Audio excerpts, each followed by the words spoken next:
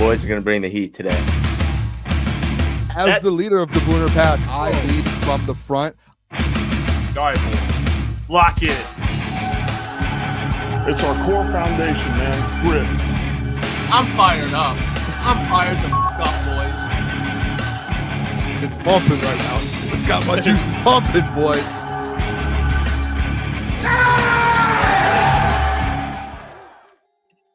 All right, welcome in.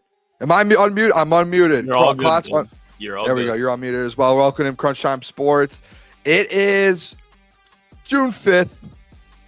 June 5th, a beautiful, beautiful Thursday in Detroit. My name is Booner. That's Lukas Klotz. Jeff Iafrate. We don't know where the man's at. He's missing. Yeah, I mean, just like how Klotz is missing for a couple weeks, we have Jeff Iafrate now. Well, 2 weeks in a row. Yeah, 2 weeks straight, Fridays. Sure. But I'll say this. Even though there's no Jeff Iafrate right now, we have a pretty packed show. Dan Campbell spoke to the media. I don't know, Klotz, if you saw. Amon-Ra St. Brown spoke to the media. Amik Robertson spoke to the media.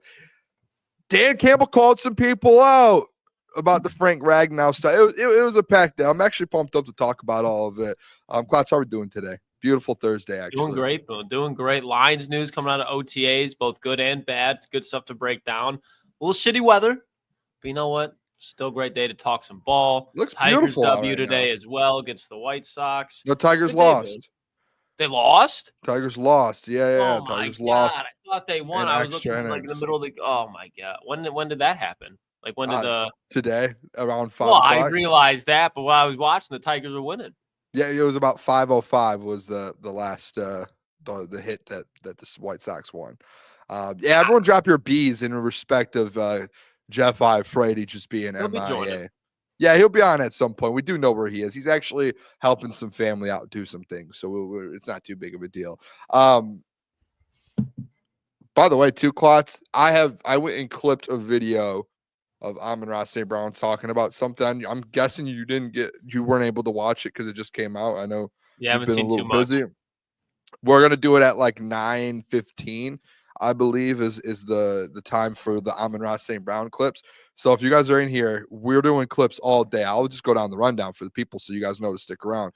We're about to talk some Frank Ragnow, Dan Campbell stuff, Malcolm Rodriguez, update on him.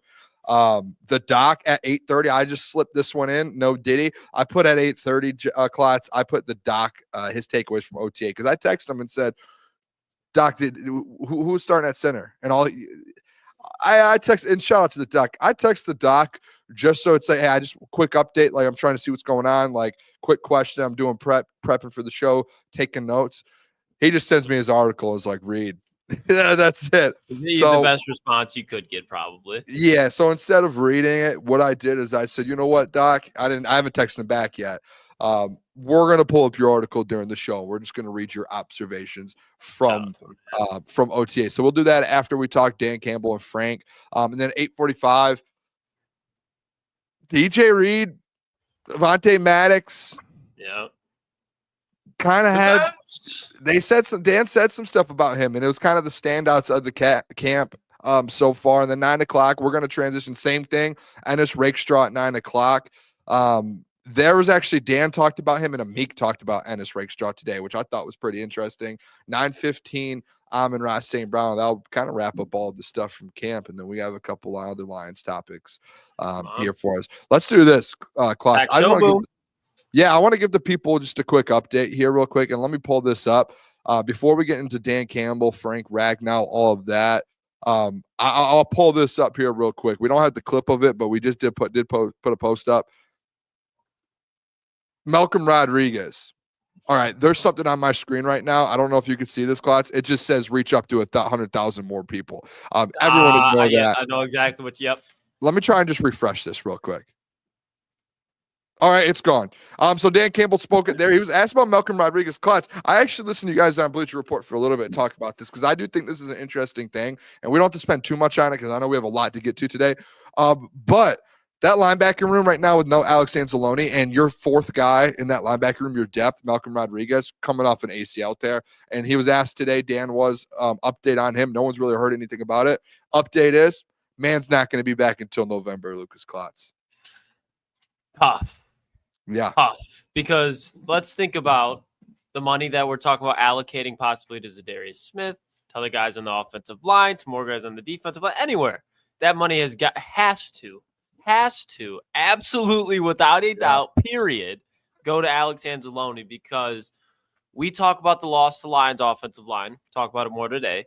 But if you look at the situation of if Alex Anzalone and or Jack Campbell goes down, and Aleem McNeil is also out during this time, and Malcolm Rodriguez is also out during this time, the Lions offense is built on stopping the run, blocking for the run. The Lions defense is built on defending the run and stopping the run. That middle of the defense, and I'm not concerned where it's like, oh, it's going to be terrible because you did just draft Tyleik Williams. You brought in guys like Roy Lopez. I think Levi Onwuzurike is still a good role player to have. And DJ Reader is a good veteran. So it's not like it's a bad interior of the defensive line. But then again, like that's been the strength. And you are going to have Aiden Hutchinson, absolutely. But if you can be like, hey, no Alex Anzalone, no Jack Campbell for this game, hopefully that's not the case. But we saw injury for this defense. You have to prepare for it. They're just going to run away from Hutch.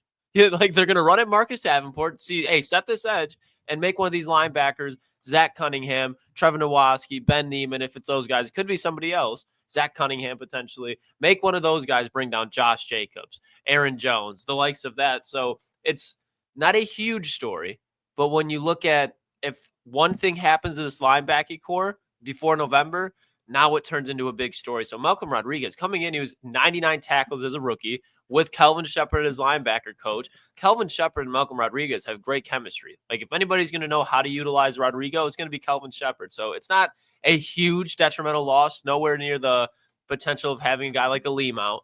But still, it's a big loss when you look at if there's one thing that goes wrong with this linebacking room. Yeah, it's not like a star is out on your team.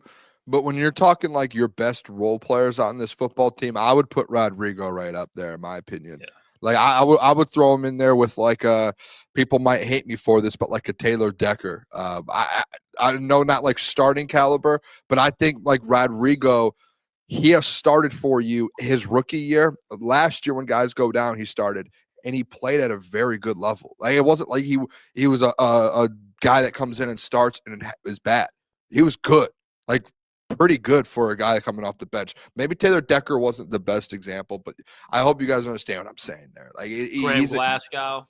Yeah, like a Graham, but to me, it's like the thing with Graham is Graham had a bad year. You've never seen Rodrigo have a bad year. Rodrigo's always been very good for you. Like when his number is called, he's been good. I don't know. I think just this in general, if he's out till November, if you don't pay Alex, at this point, I would rather pay Alex Anzalone than bring in another edge. Like if you had to choose between the two, you do it. And you have to suck it up and figure it out. Derek Barnes has to step up. Like you said, Klotz, like guys have to step up, but you need an Alex Anzalone now. There's no more waiting around. Like I talk about all the time, if you don't pay Anzo, who's your what's your plan? Yeah, no, seriously. Rodrigo's kind of the plan. He's out till November. You don't have a plan. I want to look real quick at like all of their opponents that they have because November, or it could be late November. And that's ideal without no setbacks. So until like Rodrigo will be out, and they'll have to play the Packers, Bears, Ravens, Browns. I mean, Chiefs. If I'm being honest, the schedule it's hard all year. So to me, it doesn't matter. It just you're going through a gauntlet from 1 to 17. So or 1 to 18, whatever it is. So it's just like you need guys like this at the end of the day. You need Anzo. Absolutely. I don't even think it's right. You just need Anzo at the end of the day, whoever you're playing. Hey, let's bring in. Is this guy ready? Thumbs up, Jeff. I'm running the show today. Welcome on my guest, Jeff Iafrate. How are we doing, Jeff? Thanks, guys. Thank you. Appreciate it. You're doing a fantastic job. Sorry for being a little late today, but you guys are crushing it. Were you watching? I was. Okay. I was. Sorry, I had to help the mother. Happy that knowing that you were watching. I don't think he was watching. I threw that out there. I know he wasn't. I did peep. I saw the bees. If that gives it, I did see the bees. Checked it out. There. But I want to comment on this because I think you made great points. Me and you, Booner, are in. We align with this. With this Malcolm news, the Anzalone, he's got a lot of leverage. Yep. He's got a lot of leverage problem right now. Yeah, because they signed. They got Zach Cunningham. You got your boy Nowaski. Trevor. You got Ben Neiman. And your DC used to be the linebacker coach. So he kind of knows. He's looking at this linebacker room going, oh, yeah. If we don't get this thing worked out with Anzalone here. Hey, it's Nowatzki season, man. What are we talking about here? Ezekiel Turner making his comeback. David Long. Yeah. Nope, reunited. it's Trevor Nowatzki. Yeah, so he's got some leverage. But we knew Malcolm was going to be out, but I guess we didn't know the timetable. You know, To be fair, we knew it. I think we all should have known the timetable. He got hurt after Aleem, did he not? Wasn't it after Aleem? He did. And Aleem has a similar injury, and we knew Aleem was going to at least miss the first month of the season or first few weeks. So Grant Stewart too. Sorry, Grant Stewart. Yeah, he's also that's a big piece actually. He's an Stewart. Absolute dog. I want to disrespect him. Yeah, don't disrespect Grant Stewart. I've seen some articles about him at OTAs. So, all right, I'm gonna keep running the show right now, Jeff, because let's transition. Let Boone transition. Frank Ragnow. Dan talked about Frank Ragnow. If we're talking transition, boys, transition into a new center. How about that transition, huh? Yeah, no. 2 transitions in one, Boone. Yeah, I thought this was crazy, though. Not crazy, but it was kind of sad to see. Dan got emotional about Frank, boys. Like, he was legit. Like, he choked up. He choked up, which shows, like, respect. And he called people out about the contract thing that got leaked out. I'm going to make a statement about this. I put the news out Friday on our show, said, hey, this is happening. We don't – listen, and you boys tell me if I'm wrong. We don't we give out the news. We don't go out and seek out the news. We see reports, and we give it to the people. And that's kind of what happened on our end. I'm not going to, I know, or whatever his name was yesterday, it was like, Booner, apologize. And then Dan today comes out and says, that was disrespectful, whoever put that out, blah, blah, blah. Listen, I want to make it very clear. And tell me, boys, if I'm saying this wrong. We take what we hear, and we give it to the people in the chat, and we give it to the people who follow us. If we didn't do that every day, we would have nothing to talk about, and you guys would have no news. If you wanted us to go out and, third, fourth, fifth, get backups on our stories that we're giving you guys, we will have nothing to report to you guys all day. So that was kind of on Friday what happened. I'm not saying we did anything wrong. I'm just saying, hey, I'm not gonna call out names, but someone did report it. Don't know how serious it was. Dan obviously addressed it today. We'll play the video here in a second. Yeah, can I just stick up for like Dave and John, because like this is the thing that we're in this space. We give takes. We don't do the reporting. To your point, so we don't have. It's a different side of it. We give opinions, which we're more likely to be incorrect because we give opinions. It's not like we're reporting information. They're human. Like, Dave Burkett's gonna get shit wrong. You know what I mean? Like, he's been one of the best in the city at reporting stuff, and he's been very good at what he does. The amount of hate he's gotten for getting this wrong, like. If you're in his position and you get information from a source and it's a big story and you're like, shit, I got it. Like, we figure I'll confirm this, whatever. He came out with it. He shared it with Lions fans. He thought that was the right thing to do. He was wrong. It's fine. You know what I mean? Like John Macron, like John's one of the best. Like, I'm not going to sit here and be like, this media, they got it wrong. Like, who gives a shit? You know what I mean? Like, if it's wrong, it's wrong. But yeah, I just want to stick up for him because I've seen that. I've seen on Twitter today, those guys getting all this heat. It's like, for what? Yeah, they get one thing wrong. It's like we're acting like these guys are just terrible reporters. Like, I think it'd be worse almost if there was all that noise and Frank like didn't retire and the money wasn't the issue and he was just like not at OTA. Like, if there wasn't an issue whatsoever, like at least they could like have us, other Lions fans as well, like in the know that like Frank Ragnow isn't happy, might not be with the money situation, but it's his personal health. And it's like, I think every one of us expected Frank Ragnow, and Boone, you've been very steady with it. And I've agreed with you that Frank Ragnow will probably finish his contract and then retire. I think all of us were on that page. So if you hear that Frank Ragnow's unhappy and you see that he's getting paid half the amount that Creed Humphrey is, the hell are you going to think it? We knew that Frank was banged up, but we didn't realize that Frank truly had health-wise not much left to give. I don't think it's a bad thing too, and I think this is the thing. Like with a guy like David Burkett who works his tail off, dude. Like we were at the combine, and almost every day, I think we saw Dave, and we saw him. We had good He was there conversations. longer than anyone else in Detroit. Yeah, besides he me had were there good the entire conversations. time. He's out there. Dave is out there talking to agents. He's talking to coach. He's talking to everyone there, and like we got to see it firsthand for a week, right? And I think that's the thing where people don't realize. It's like, hey, if you're gonna get mad at him reporting something that he probably, I'm sure, and he's one of the best in the city, I'm sure he went out and got sources, not just sources. And he had, that's something Doc told me a year ago when we first started Crunch Time. Hey, if you get one tip, you have to go make sure that someone out there, you have 2 or 3 people that are saying the same thing and confirming it, right? And Dave was probably the same way. Hey, get multiple confirmations on it, and as soon as you get that, you report it.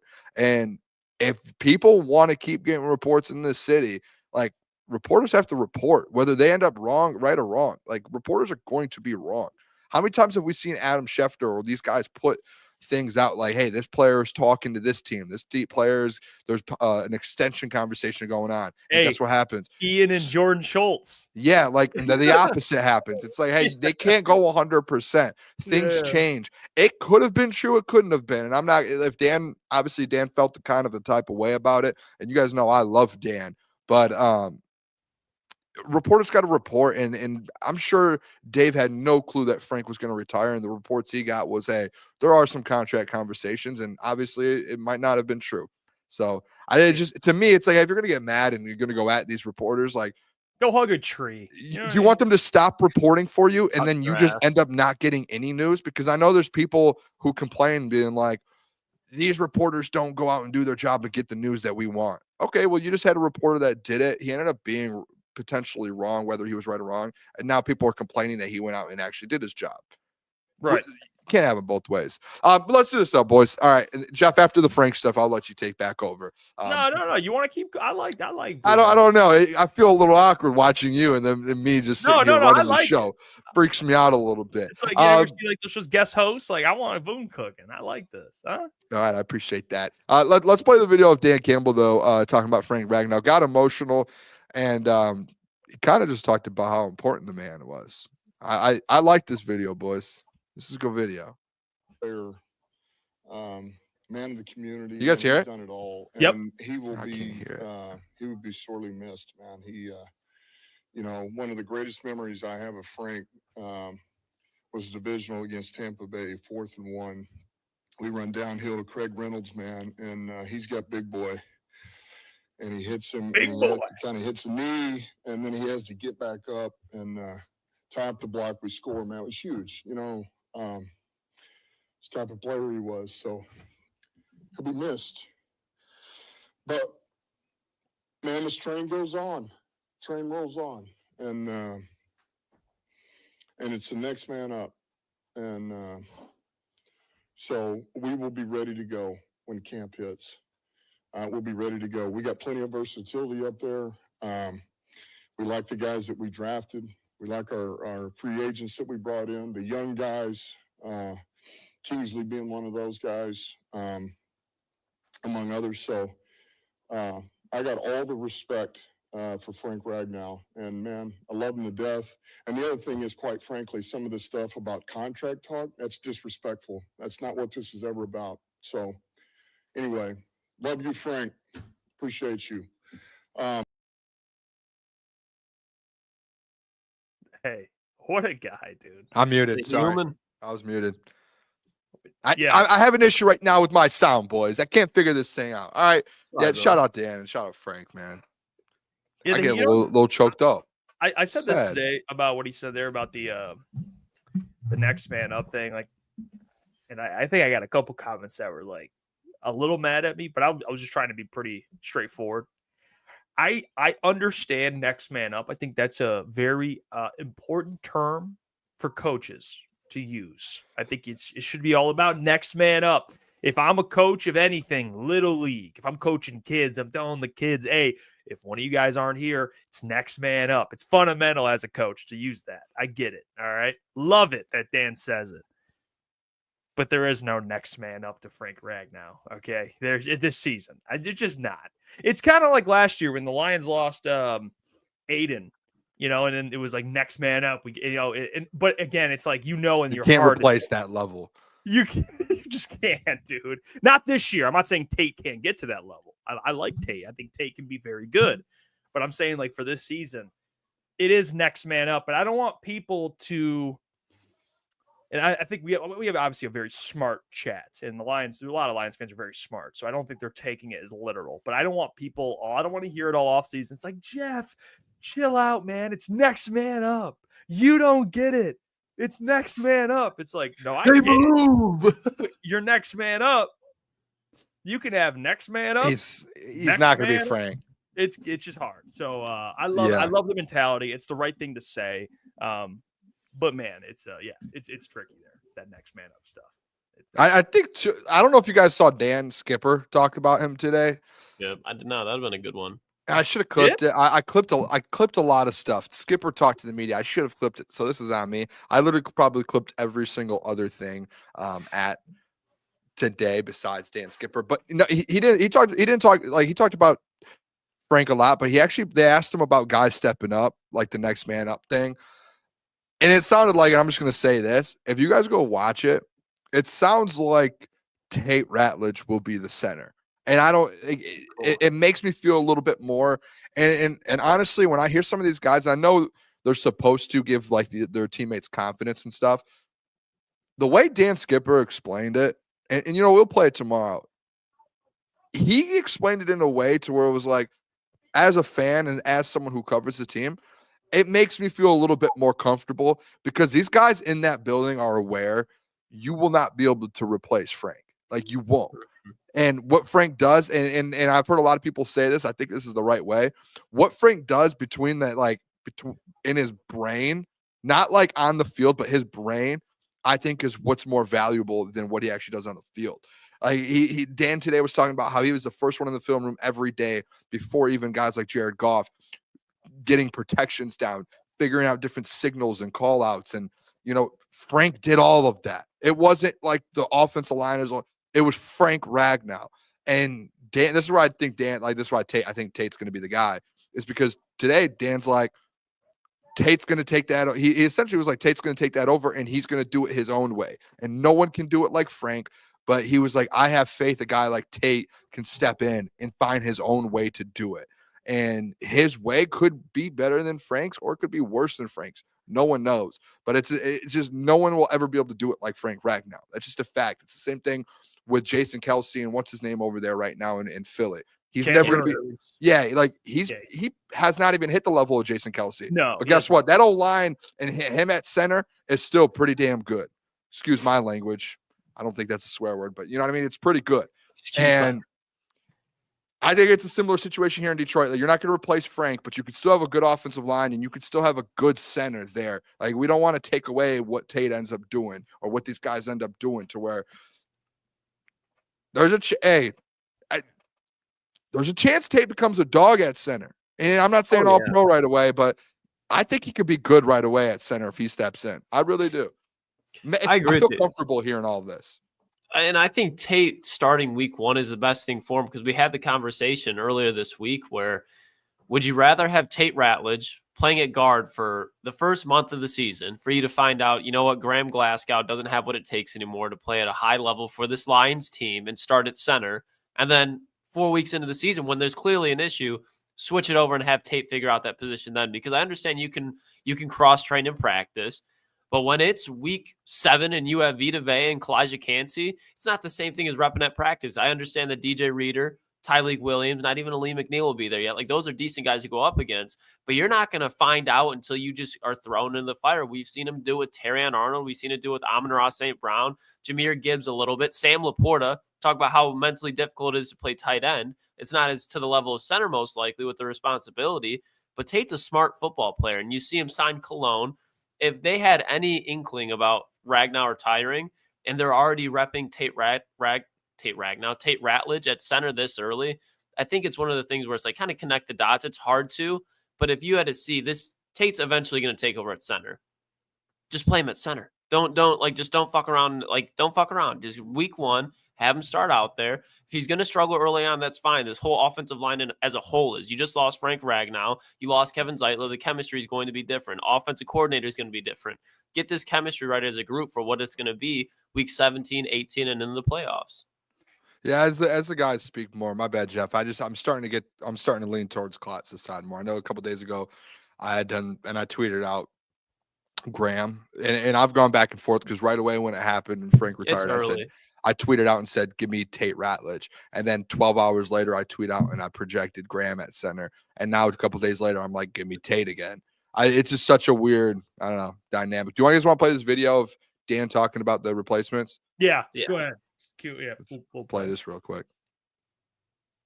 Doesn't mean you won't have growing pains, but it can happen fast. You know, the development can happen fast. I'm saying, for example, you put Tate in there. And if not, you know, is it Graham by him at guard who's helping him out? Or is Graham your center? Or is it one of these other guys? Is it Kingsley? So we're going to have options. You know, that's why we're excited about training camp. We're going to find this out. You know, we're going to let these guys go at it. We just signed Tristan Colon. You know, there's another option. Don't know a lot about him because he just got here. But we're going to have plenty. We still got Yodi here. We got guys. Doesn't mean you won't have growing pains. So I think Tate definitely a couple things with Tate Ratledge. He was a captain at Georgia. He's got the leadership. He was the backup center. I'm sure in practice, if you're a backup, if you're like the emergency center in case crap goes down, obviously they feel comfortable about you playing there. Yeah. He's very athletic. So there's things that you look at with Tate that you think, okay, if he plays center, it could definitely work. I think the big thing for Tate, and you're about to find out, which I think it's hard now. You'll find it's hard. This is a question that'll be, we'll have more clarity for training camp. I know it's hard. He's just snapping the ball right now. That's really all you have. And he's going to learn the offense. I'm sure he's going to, do his learn basically probably from Graham all offseason, like pick his brain, talk to Hank Fraley, playing center, what that entails, work his ass off.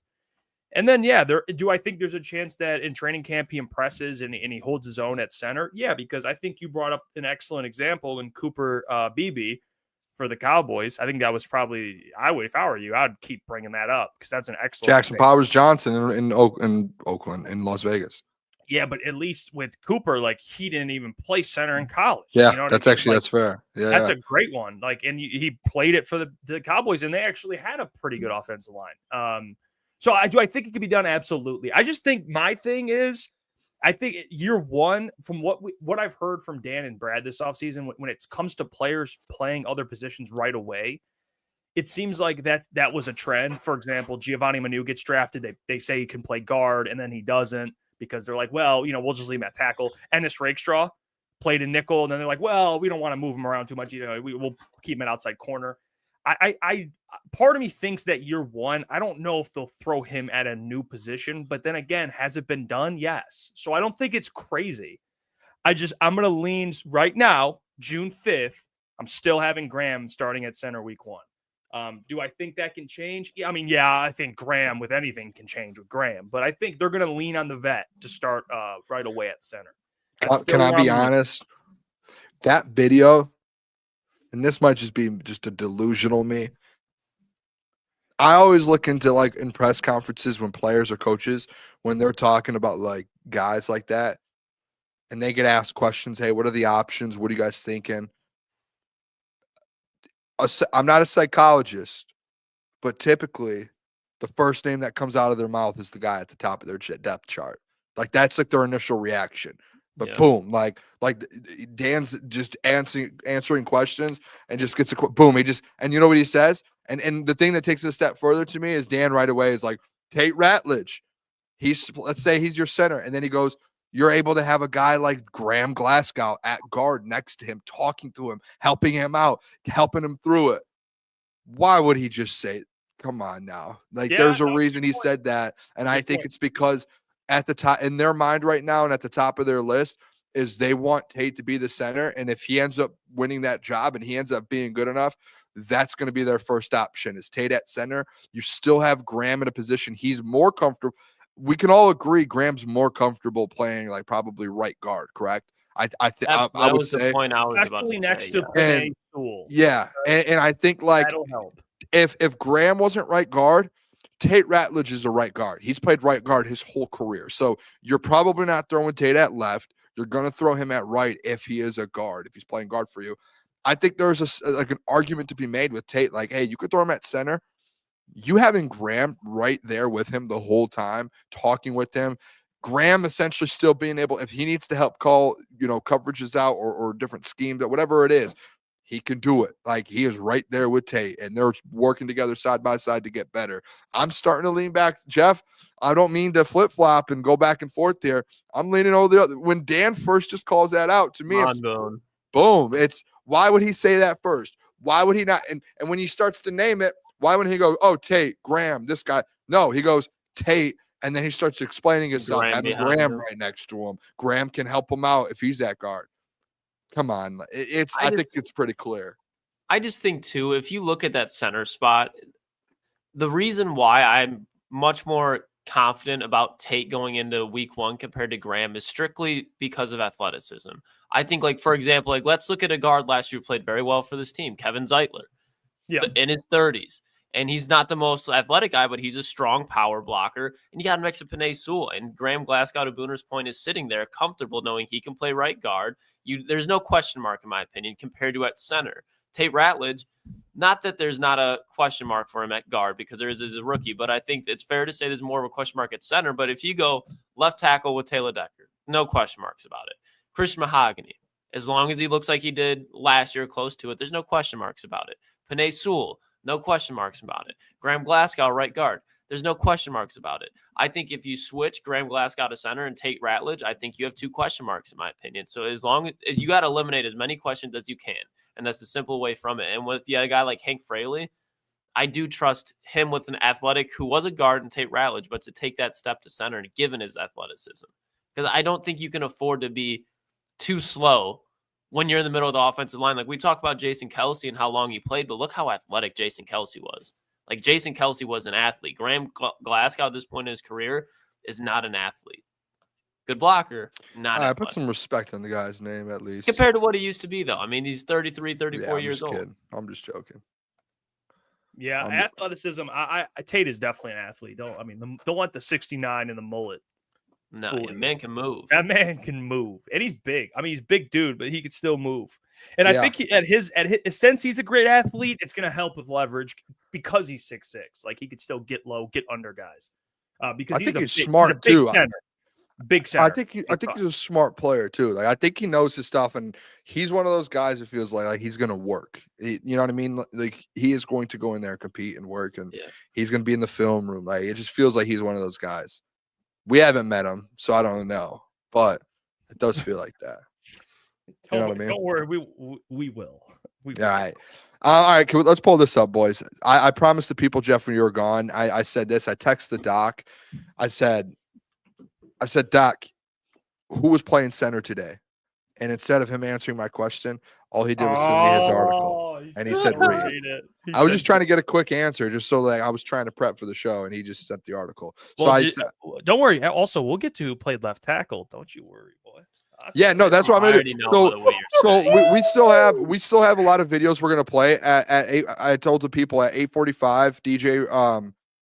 DJ Reed, basically the secondary at 9 o'clock is basically just strictly Ennis Rakestraw. I can't 9:15 Amon-Ra, and then after that we'll do whatever. We have some other topics to do, but I figure we'll just go over talk about what happened at OTAs today, so we have an idea, and then we can get more in. We're probably gonna. If we talk about some of the secondary stuff, just try and leave out some stuff. We can go over it and skim over it pretty quick. But this is the Doc's, his takeaways. He was actually in Allen Park today. So the first one, do you guys want to read this, or do you guys want to do like a elementary, popcorn style reading here? Just kidding. I'm just kidding. I got it. Off-season standouts. We're going to talk about the DJ Reed and Avonte Maddox one, but obviously, and I don't have it in the prep today, boys, but Jahmyr Gibbs and JMO, Dan kind of mentioned how good they are. and like how these guys are taking a step forward. Klotz, And J-Mo. Lapotz, though, he's on there. Hey, too. Yeah. J-Mo should be taking a step forward. I'm not going to be hating on that. Doesn't mean It's he's like- getting more yards than Sam Lapotz, but It's like two of Klotzy's guys. It's like Laporta and Jameer on here too. Yeah. Like it's just the You know what? narrative. We should skip this because we're talking about this in a little bit. So let's just skip Yeah, this. that's fine. Look at look at the doc. These ads, no free ads, but what's this guy Doc is buying Toyotas? Tyleek Williams, we got an injury update on him. He didn't participate again. I don't even know if you boys are worried about that. I feel like it's like, hey, just rest until training camp because it feels like he's gonna end up like he's gonna have a big role on this team, and he obviously is beat up from the college football season. Like him and Ohio State, they played until almost February. Essentially, they played all the way through January. Yeah, so I don't think it's something to worry about. But he did mention like, hey, we're just letting him rest, and then he'll be good for camp. Yeah, I'll say I'm not worried because OTAs to me is more. It's more like quarterbacks, receivers, corners, and some guys that you want them to show out and like show improvement. Like I don't think Tyleek is not. I mean, you know what he is, dude. You're not going to see Tyleek or what he is until they get pads on. So right now, I'm not worried. If it's something that lingers to training camp, I'm definitely going to be worried. But then again, we've seen guys miss training camp and still be very good. Go check out Christian Mahogany. Like, I mean, literally didn't even participate, and he's really good. So I'm not going to freak out over this. I'm not. It's fine. What's the injury? What was it? I don't think it's Tyleek. It's limited. It's just him limited. Yeah, I think it's just Dan had mentioned that there's really no specific injury. They're not doing like injury reports. It's really just rest because they had such a long football season. They didn't want him to kind of get too overdone. Okay. There's one rookie I'm not stressing about at playing his position. If he's not practicing in OTAs, it's Tyleek Williams. Turn on the tape. Okay.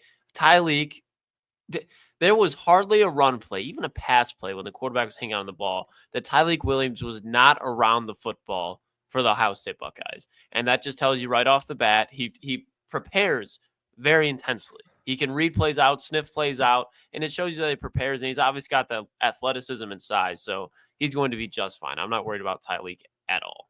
Okay. Doctored offensive line depth.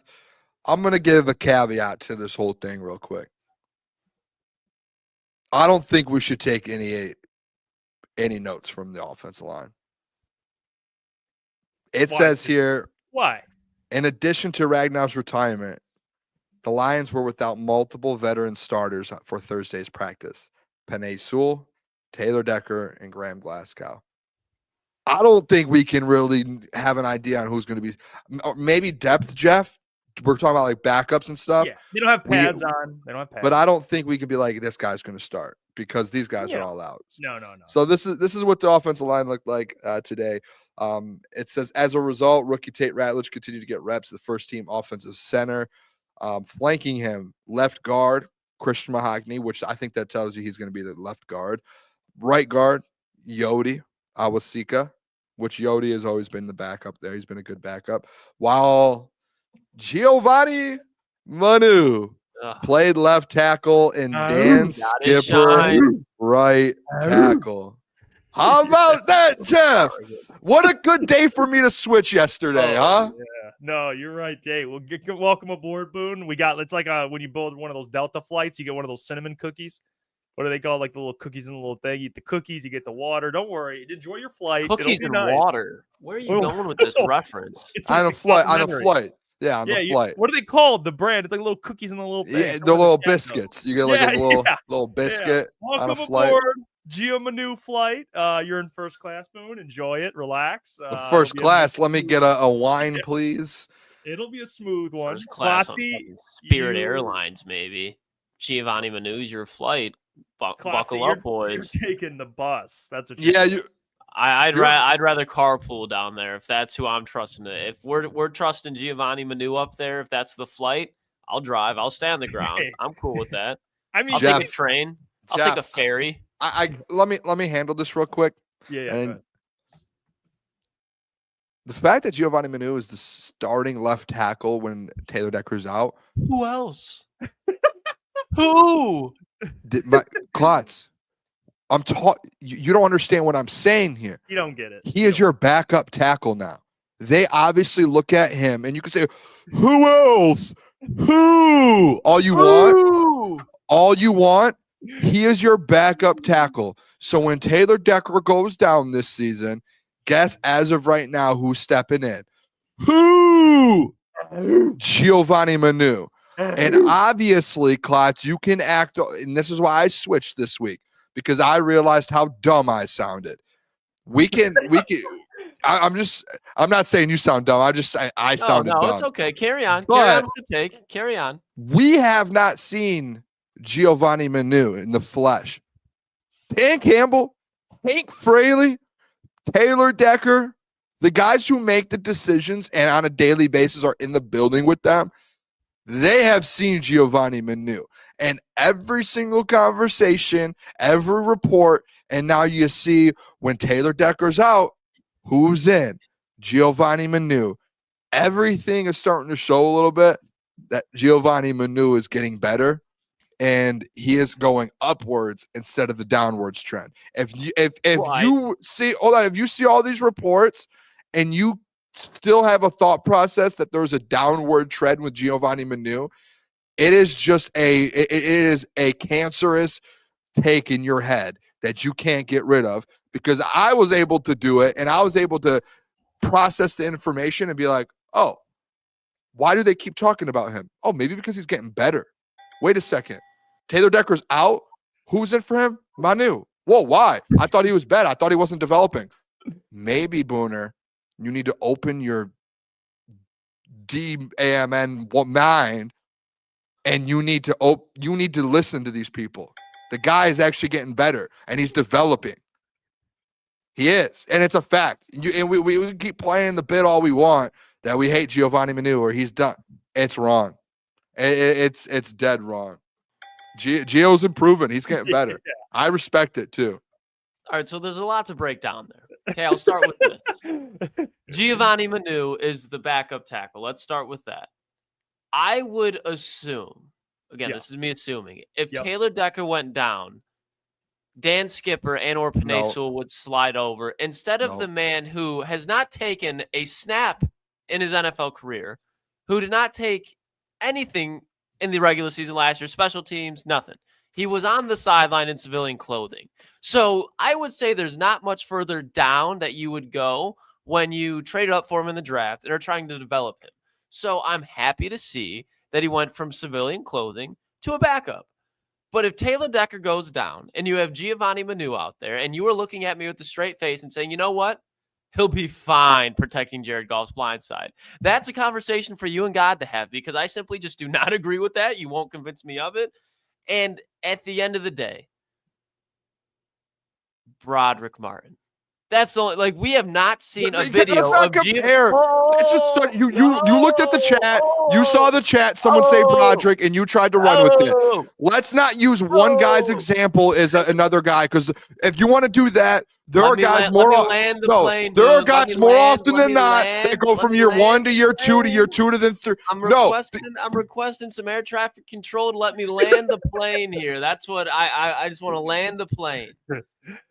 With Broderick Martin and the hype that we heard out of him, we never saw one concrete piece of Broderick Martin going out there and doing something to develop.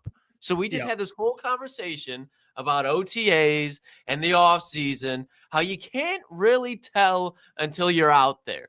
So until I see Giovanni Manu go out there and show me something, I will not change my opinion on him. Be consistent, Klotz. That's all I ask. All the players from year 1 to year 2. You be consistent, because there are players that go from year 1 to year 2 that we don't see snaps in year 1, and you are like, they're going to be the best. You're the guy that loves the Clayton Tunes. You love the Sean Dolags. You love these little college guys that we've never taken a snap, and you go, they're going to be Hall of Famers. They're going to be Pro Bowlers. They're going to be all pro. You've never seen them take a snap. You never. Ennis Rakestraw. Have you seen him take a snap in the NFL on the outside yet? Nope. I haven't. You haven't. None of us have. But guess what? Later this show, we're all going to be like, Ennis is going to take a big step forward. Why can't another player from year 1 to year 2 do that? And you just instantly bring up Broderick Martin. That's an easy way out. Maybe have a wider. Hold on. Let me land my plane now. I'm flying Delta. You're flying Spirit. Let me land my plane. Let me land my plane. Listen, I'm landing my plane. You can use the Project One all you want. There are another million examples of guys from year 1 that don't get snaps. They sit back and develop. And guess what they do year 2, year 3? When their opportunity comes, they're good, and they do it. Let me give you a quick example. A guy like Ife Melifonwu sits out for a couple years, develops, injuries, comes in, playmaker for you. No one thought Ife was going to do that. What did he do? He came in. But guess what? We never saw that before he did it, but he developed, and Brad Holmes and that team, they developed him. I'll talk to you later. My plane just landed. Welcome to Detroit, Michigan. DTW at 8:48 p.m. The weather is 72 degrees outside. Enjoy your stay. The plane is about to go up in flames, Boone, because Ife Melifonwu, was he in civilian clothing year 1? No, he was actually on the field. Ennis Rakestraw, for the injuries that he had, was on the field. Clayton Tune, dressing. Special teams. Come on, Klotz. You're just not giving a fair chance to guys. Giovanni Manu wasn't even blocking out there on special teams. Okay. You're sending Colby Sorsdahl out there. They're sending all these guys over Giovanni Manu. You're doing one of these too early things, giving up on someone. A Sean Dolak, who hasn't even stepped on the field yet. We haven't even seen him play, who I just thought is going to be a good player coming out of the draft. Still do. I think he's going to be a solid player for the Rams. He at least played college football in a Power 5 conference, maybe not Power 5, the MAC, right outside there. We see guys go pro all the time out of the MAC and be good. But Giovanni Manu is quite legitimately like a 1%. If he works out, it'd be a 1 percentile of all the events that happen in the NFL. You're talking about a guy who didn't. It's crazy. It's like making the NFL isn't the 1%. That's crazy. Imagine being the 1% of the 1%. Yeah. That the 1%. Like you're making points like, oh, it's a 1%. It's a 1% chance of you making the NFL. Invalid argument. So, Klotzy, this is where this whole statistics. It's nice having Boone make my argument for me. I like this. I like this. Now I got a teammate here with this. It's because I roll off logic, Jeff. I roll off logic. We hear about I roll off logic. I don't just Broderick Martin, Giovanni Manu, Matthew. But you know what Betts. the difference? You know what the I just don't form is? hatred and roll with that. I form out golf logic. You just mentioned 4 players, Klotz. You mentioned Hendon Hooker. You've mentioned Broderick Martin. You've mentioned Matty Betts and Giovanni Manu. What do 3 of those players have in common and 1 doesn't? We all have evidence to suggest they're ass. There is nothing you can make, an argument-wise, to suggest that Giovanni Manu cannot play football. Because what about the fact that he wasn't on the fucking sideline? He wasn't even on. He wasn't even having shoulder pads on. You triggered my trap card because when he was drafted, what did Brad say about Giovanni Manu? Red shirt year. So we never. If you thought he was gonna play, my friend, you were sadly mistaken. Doesn't need to play. Just put on some shoulder pads. Be able to dress. Was never going to happen because they wanted to develop him. And you know what? This whole British Columbia thing, I think it's cute. We keep bringing up he played in British Columbia, but people don't want to mention that he had an offer to go to Washington. He could have played college football, and he turned it down to go to Canada to play with a really good one of the coaches he wanted to play for. So let's not act like the guy had 0 offers. I had to go play in British Columbia. But why didn't he go to Washington? Don't know. Don't care. He did it. Let me ask you this, Hefe. You have zero concrete evidence that Giovanni Manu is good. 0. Neither of you do. So actually, we're talking about 30 seconds. The NFL and how projects out, what they do, and Giovanni Manu fits into practically none of them. If you want to use Jordan Mailata, go for it. If you're banking on Giovanni Manu to be Jordan Mailata, go for it. Yes. We'll see how it turns real out. quick. He won't be. Real quick. I just want to throw this out there. I have evidence, and it has nothing to do with playing. The fact that this guy is still on the roster and he is getting snaps at camp with the ones shows you his development is good. Because before you say something, Klotz, what has Brad Holmes done a lot on this roster, especially interior? He's gone out and got a lot of free agent guys on both sides of the ball. When he realizes, hey, these guys aren't working, guys aren't developing, we don't have enough, he goes out and outside of edge, he'll go address it. He just brought in a guard, an interior offensive lineman. He's brought guys in when they don't feel like they have the guys in place that can play. But guess what they haven't done at that tackle spot? They haven't gone out and gotten a tackle. Want to know why, Klotz? Want to know why? Because the people in the building who their jobs are to evaluate and see who's ready to play ball, the coaches and the evaluators who have built a top 5 roster in the NFL, guess who they have out there playing left tackle for the last 2 weeks with Taylor Decker out? Do you want to say it? Go ahead, say it. I'm going to guess the guy that they are trying to develop. What's his name? Yeah, and guess what? They have developed him. And they feel that he is now, after a year of development in a redshirt year, they feel he is now good enough to where they don't have to go out and get another tackle. They don't have to worry about that. They have him and Dan Skipper, and they're comfortable enough with rolling with those guys if Taylor Decker goes down. So at this point, it's like, hey, Booner, Jeff, you don't have any evidence. If the evidence is, if he wasn't good enough and he didn't develop to where they feel like he could play in the NFL, there would have been another tackle that was brought in or another tackle that was drafted that you were clamoring for. And guess what they didn't do? They didn't go out and get a tackle, and they didn't go draft a tackle. Miles Brady doesn't play tackle? He's a guard. He got drafted as a guard, an interior. He got drafted as a guard, playing center. Yes, at FIU, he played tackle. And if you want to use that, guess what? That's the same level as going to Canada, FIU. So definitely not, but no. At the end of the day, you're missing the point. You're trying to change the point. 1 + 1 = 2. That's the point at the end of the day. He is out there playing. They felt he's developed. If after year 1 they didn't feel like he was even close to that, they would have went out and gotten someone. They did not. So they obviously feel comfortable enough with it. Let me ask you this, boys. Taylor Decker goes down. Are you putting Dan Skipper and Giovanni Manu out there? And how confident are you in them to be able to get the job done? Want me to be honest with you? Yeah. I think Dan Skipper. I think Dan at times does a little better at guard. I think with his age, I don't think he's as quick and athletic. I like Dan. I think he's a good extension. You know, they throw him out there at tight end, but I've said it before and I'll say it again. If you want an extra offensive lineman in some of these packages, why not go with someone who's not as tall, which is crazy to say, 6'7", 6'8", not as tall as Dan Skipper.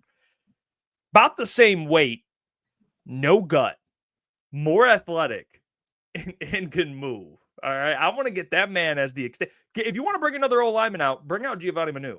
That's what I still want. I still want that to happen. So you're asking me if there is an injury at left tackle.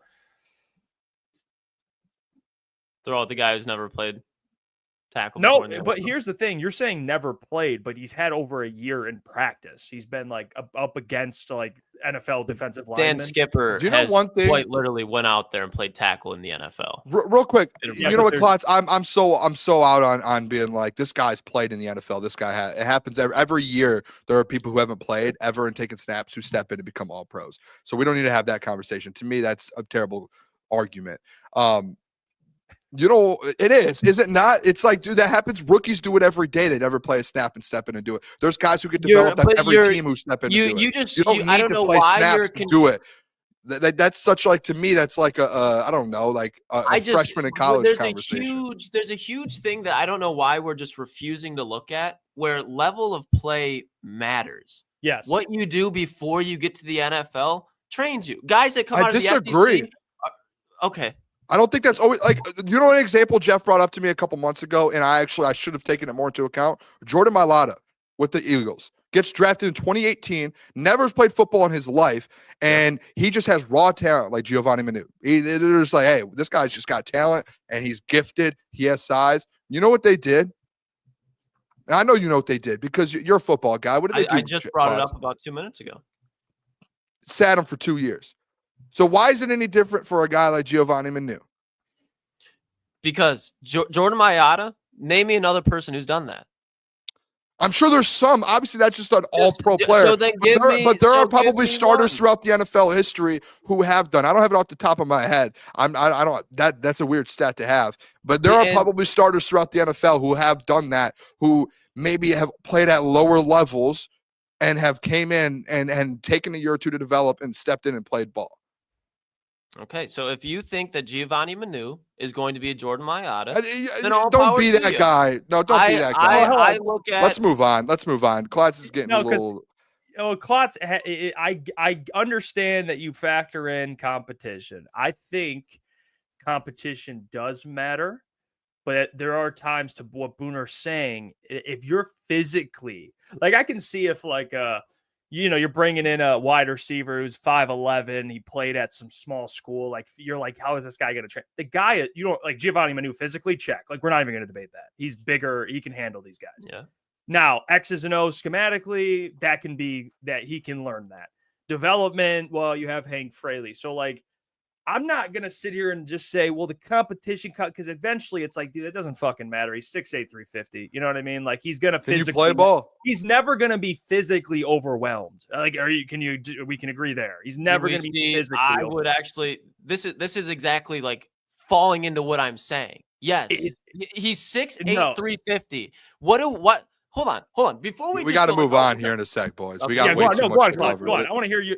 You can say that, and then we'll move on. When you look at speed rushers, when you look at guys, for example, like a Jared Verse, who's not that tall, Giovanni Manu has never went up against an elite pass rusher that knows how to manipulate leverage. Okay, he hasn't. He has not went up against another guy for 60 snaps. That's an all-pro, Pro Bowl level, and you're saying you need to protect Jared Goff's blind side. Because for the last 10 years, whether it was Jared Goff or Matthew Stafford, Taylor Decker has been there. We have not seen poor left tackle performance. And oh my, look what happens when you do. And if you're going to say, you know what, Giovanni Manu, 6'8", whatever he is, that he can play out there because of how raw he is with his athleticism, give him a year. Okay, go for it. Wait till he has a legitimate defensive end that knows how to manipulate size and speed. The same thing with Dan Skipper, though, is it not? He's tall. I'll say this. Hold on. Time out real quick. It's the same thing, and this is the thing with Klotz. This is why it makes me so mad, and we're going to move on because this is going nowhere. Klotz will never change his mind. It's like the argument Klotz is making, it circles back, and it's just a circle of, hey, you can't develop players in the NFL. You can't. Unless they played in the SEC, you can't develop players. That's what it comes down to, though. It's because his argument is you haven't gone up against all-pro players. You haven't gone up against Pro Bowlers. You haven't gone up – like, most guys that are getting developed in the NFL haven't. Again, they haven't. At some point, you have to. At some point – no, I get your middle point. But at some point, like, you can't just keep using those same excuses like he hasn't had that experience. He's never played in the NFL. He's never played at that. There are guys all the time who develop in the NFL and become absolute. It's the same thing in college with walk-ons. You're probably one of those guys that hate walk-ons too, because walk-ons are guys who have never played at a high level and they played at small high schools. They didn't get an opportunity and they went in there. A Dan Jackson in Georgia who goes in there I hate Dan. Who has never played at that level and is finally playing at that level for the first time. It's like, hey, when your chance comes, prove yourself. I don't care who you played against before. I don't care what happened before. I don't care about anything before. If you can play ball, you're going to play ball. And obviously they think Giovanni Manu can play ball or he wouldn't be at left tackle in OTAs and he wouldn't be the first guy next man up at OTAs and they would have gone out there and got a different tackle. And that's the end of the day. Tackle or roll out with Giovanni if you hate guys who develop, that's on you. But be consistent with it with every developmental player in the whole NFL. All right. Am I wrong? I'm not even going to try to explain because we're just going to go back in the same pattern that we just did. I think each player you have to look at individually. And that's what I'm doing here. You just don't like him. It's like Charles Grant. You're correct. As far as being a starting you have nothing. You have nothing, but I just don't like Giovanni Manu. Like, you have nothing to stand on. I do not think he's going to pan out. No, you have nothing to stand on. I don't have to sit here and bang on the table that I think Giovanni Manu is going to work out when I don't think so. If Taylor Decker I'm not saying that, but at least have something to back it up with. On a left tackle instead of trusting Giovanni Manu to go out there and start the next year. At least have something to back it up with. That's all. If every developmental player that isn't going to make it, then that's on. I've tried to put contextualization around this. I don't know if that's a word. I don't think you've done a good job doing it at the end of the day. Maybe I haven't, but I hope some people at least can get what I'm saying. That there's the people who hate there's him. a career Yeah, and there's a development path for every player. Some, especially when you're playing left tackle, the hardest position physically to play on the offensive line, I think requires a little bit more. I still think post Taylor Decker, you got to move Pineda left and then move Giovanni to right. Like I think that's just simple though. I mean, your best tackle should always play left. You know what I mean? Like it's like Tristan Wirf's playing left. You know, he should. But yeah, we'll see with Giovanni Klotz. We'll go to training camp. You'll see him throw some guys around. Don't you worry. Come on. You know what? Jeff, I don't think Klotz should be allowed to watch. He doesn't think guys can get. Shut your eyes, Klotz. Giovanni Manuza. Look the other way. I hate every undrafted player. I hate every late round pick. I don't think anyone. That's what it feels like. That's what it feels like. I couldn't. Because again, you're taking anyone who plays at a small argument school doesn't. Player, you're taking this whole argument with one player, dragging my points very out of the water and putting them onto every player that's ever stepped foot in the NFL. Because that's the point you're making is you can't no, I'm being very specific about Giovanni Manu.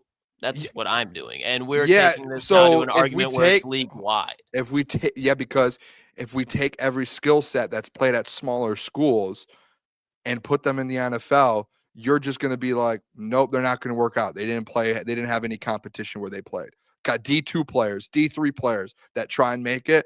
Nope, they don't have a shot because they didn't play at a high level. Wait. Do they have the skill set and do they have the size and the measurements? Yeah, they do, but they played at a very low level and they redshirted their first year.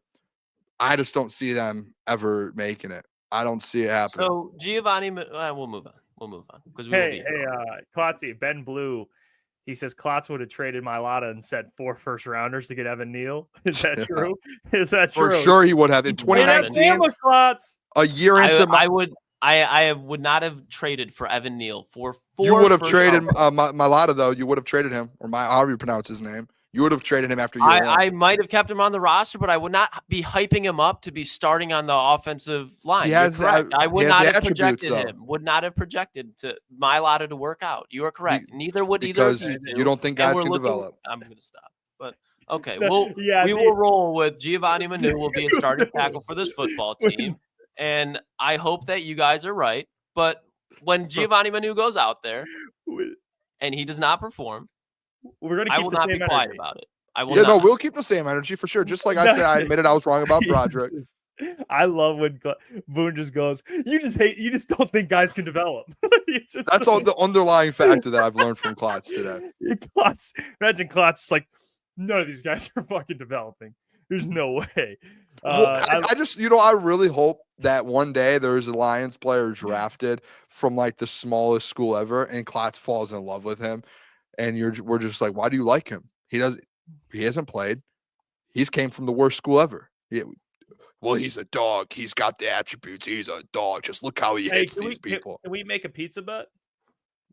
We've already made like 3 Giovanni Manu pizza bets. Can we make sure that one of them is if there's an injury, Gio's the first one to play over there? That's one of them because we said that Giovanni Manu will play meaningful snaps for this team. Okay, I think we already did that, to be honest. Maybe I just brought it up. Yeah, I'm cool with that one. Tom Izzo, appreciate the $2. Says that one here dancing in the middle of Boone's forehead. Hey, look at it. He's going to fix it. He's going to do his hair. Oh, dude. You guys are awesome, man. You guys are awesome. Bottle Eye says Jeff is catching on to Booner's rage. Look at Boone's back. The hair is still my bad, boys. I couldn't hear anything. Oh, whoa! We're doing some whoa! Hey, shout out to the people. That is funny. The one hair. People tell me all the time, "What's up with the one hair?" I don't know what's up with the one hair. Every time I do my hair, I do something to my hair. No, I don't know. No, if you cut it, it looks weird. No, Boone, the hairline looks straight when you do that. Do you know the when like people will wear like a bead on a hair? I should just get one bead on this one hair. I would never never let you live that down. If you Hey, did can that. we? Since Can we I just- develop my hair at least, Klotz? Jeez, man. I don't believe in development. I know you The don't. hair gets cut immediately. All right, Hey. we're so behind on the show, boys. Can we Yeah, get go this thing rolling? You know, Yeah, this is like my first time hosting with Jeff in here, and this thing's falling apart because we have like 4 more segments that we have to get to because they're videos from today or other people. Yeah, were I got some of the Blazing Amik stuff. Giovanni Manu. Yeah, let's do this, Jeff. I'm gonna play. I pulled up the Dan on DJ Reed and Maddox. Can you pull up on your sign? I sent you a clip of Amik on Kelvin Shepherd in the defense. Can you pull that up? So I'll play Dan Campbell first here on the new additions to the defense. Let's get into the defensive conversation here, and we'll do these 2 videos. We'll talk some defense, and then after that, we'll transition to Ennis Rakestraw. But here's Dan Campbell talking about essentially the 2 additions of DJ Reed and Avante Maddox. I know this, the addition of Reed, Maddox, man, that looks good. Glad we got those guys. Man, they're going to fit right in with us. So I can go down the list here, but those are a couple of guys probably that I think of. I know this. Hey, Avante Maddox. Quiet. Hold on. Wait for the Avante Maddox situation here, playing some backup safety or whatever. He can play nickel too. He's got some versatility to him. I mean, he does. I think with Avante, I think he's a sneaky signing because and they signed, they got Robertson, they got a couple depth pieces at corner, but he's someone that I think is very valuable, but not even on the field. He can do a couple different things. He can play different positions, but I think the experience part is very important because he's played with good corners. He's played for He played for the Eagles, a winning organization. He's from the city. So I like Avante. Yeah. Like, is he a great player? I mean, I think he's fine. He's a good contributor, but I think he brings a lot off the field too. He brings a lot. So I'm excited for him. I'm interested too, to be honest. And I know we had this next video of Amik kind of talking about the defense in the secondary. I'm interested in how this secondary works out because if I'm being honest, now seeing it on paper and then seeing this thing happening on the field in real time, maybe it's just me. I think they upgraded the corners and safety. I think they upgraded this whole secondary from last year. I really do. I know that you lose Carlton, but I think like you could say DJ Reed is same level, if not maybe, the way he plays at his peak, you could say could be better than Carlton. I think Carlton was good, but there was definitely times last year where he was getting cooked, right? Like there was a couple games where he made some big plays. But I think, having DJ Reed in there, Avante Maddox, Ennis coming back, we're going to talk about him in the next segment. I'll tell you what, boys, if you tried to do like a depth chart today, and shout out the Heavies because I was listening to them and they were kind of breaking down the depth chart. If we're just talking your 2 outside corners and your nickel, I mean, obviously you would be like Terrion and DJ Reed. Man, you'll see in the next segment the way these guys talk about Ennis Rakestraw and Amik and Avante Maddox now too. How many guys is that? What did I just count? 1, 2, 3, 4, 5. That's 5 guys right there. You only have 3 spots. And yeah, there are going to be injuries, but when we're talking about like all of these guys fully healthy, this is good for your room because at the end of the day, dude, it's best man plays. And guys like even like Terrion, who I think is going to be a Pro Bowler, no one's job safe at the end of the day. And I kind of love that about this secondary and this corner room right now, that you have absolute dudes in here who have very high ceilings and you don't know what's going to happen. And that you kind of hear that with the DJ Reed coming in, Avante Maddox coming in. I know, Klotz, you love Avante Maddox. So it's like, it's kind of interesting if you think about how this room's going to end up shaking out. Yeah, I think Avante is going to be a little chippy piece that you could slide in at safety. You can slide in a nickel. I don't think you'll ever see him on the outside. If you do, it's probably a bad situation. But kind of going back to your point, Boone, about the defensive backroom, I don't know if it's as talented, but I think what's more important than talent is if that talent can stay healthy. Because if you think this time last year in the safety room, you had a guy like Ifeatu Melifonwu who was getting hurt in training camp. When he come back from training camp, he was hurt. You really only saw 1 season from Iffy. You had Emmanuel Mosley fighting it out for the nickel spot, and Emmanuel Mosley got hurt again. And then even with the best corner on your team last year, DJ Reed replacing Carlton Davis, you knew at some point, we had the conversation throughout the offseason, throughout the regular season, at some point Carlton Davis is going to get hurt. DJ Reed, for the most part of his career, has stayed healthy. When you look at Amik Robertson, he'll stay healthy. Emmanuel Mosley, that's not even close. Emmanuel Mosley had 3 back-to-back season-ending injuries, and then Ennis Rakestraw hopefully coming in. And then you also got Avonte Maddox there in the safety room to replace Iffy, Dan Jackson, Rocky Sin. All these guys stay healthy, and I think Brad really made an emphasis on that. I don't think there's too many deals in the secondary this year that were like, we're trying to get a bargain here. Like, there's injury, but the upside, if he stays healthy, is there. I just think it was you were paying for what you were getting for. He did that throughout the whole secondary this year, and I'm happy because we see what happens with that defensive line. We see what happens with this front seven where injuries happen, and that secondary just gets lit the fuck up. And I don't think that the line just can continue to let that happen year in and year out. You good? Yeah, I thought no, you I'm were going good. to say something. No, I got it. You look, I'm going to queue up I got the Amik video here. Amik talking about Shep in the secondary. So let's take Talking it. to us a little bit earlier, he said defense is a little bit ahead of offense. Does that stand to reason just with all of the changes there and with the continuity of Shep? Can you kind of speak to why you think that is the case? Definitely, because of Shep, man. He's our leader. You know, he's a guy that's hard on everybody. They have high expectations for everybody. You know, so we take a pride into, when we go out there, we want to be on it. You know, because defense wins championships, man. You know, that's what he emphasizes. Speaking of high expectations, safety duo is one of the best in the league.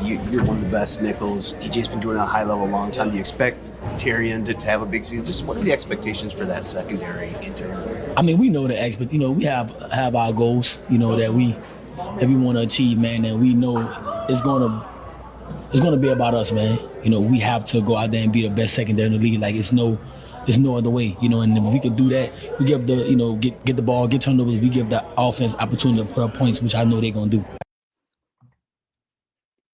I think I just gained a lot more respect for Kelvin Shepherd. Can I say that too? Because the quote there, defense wins championships.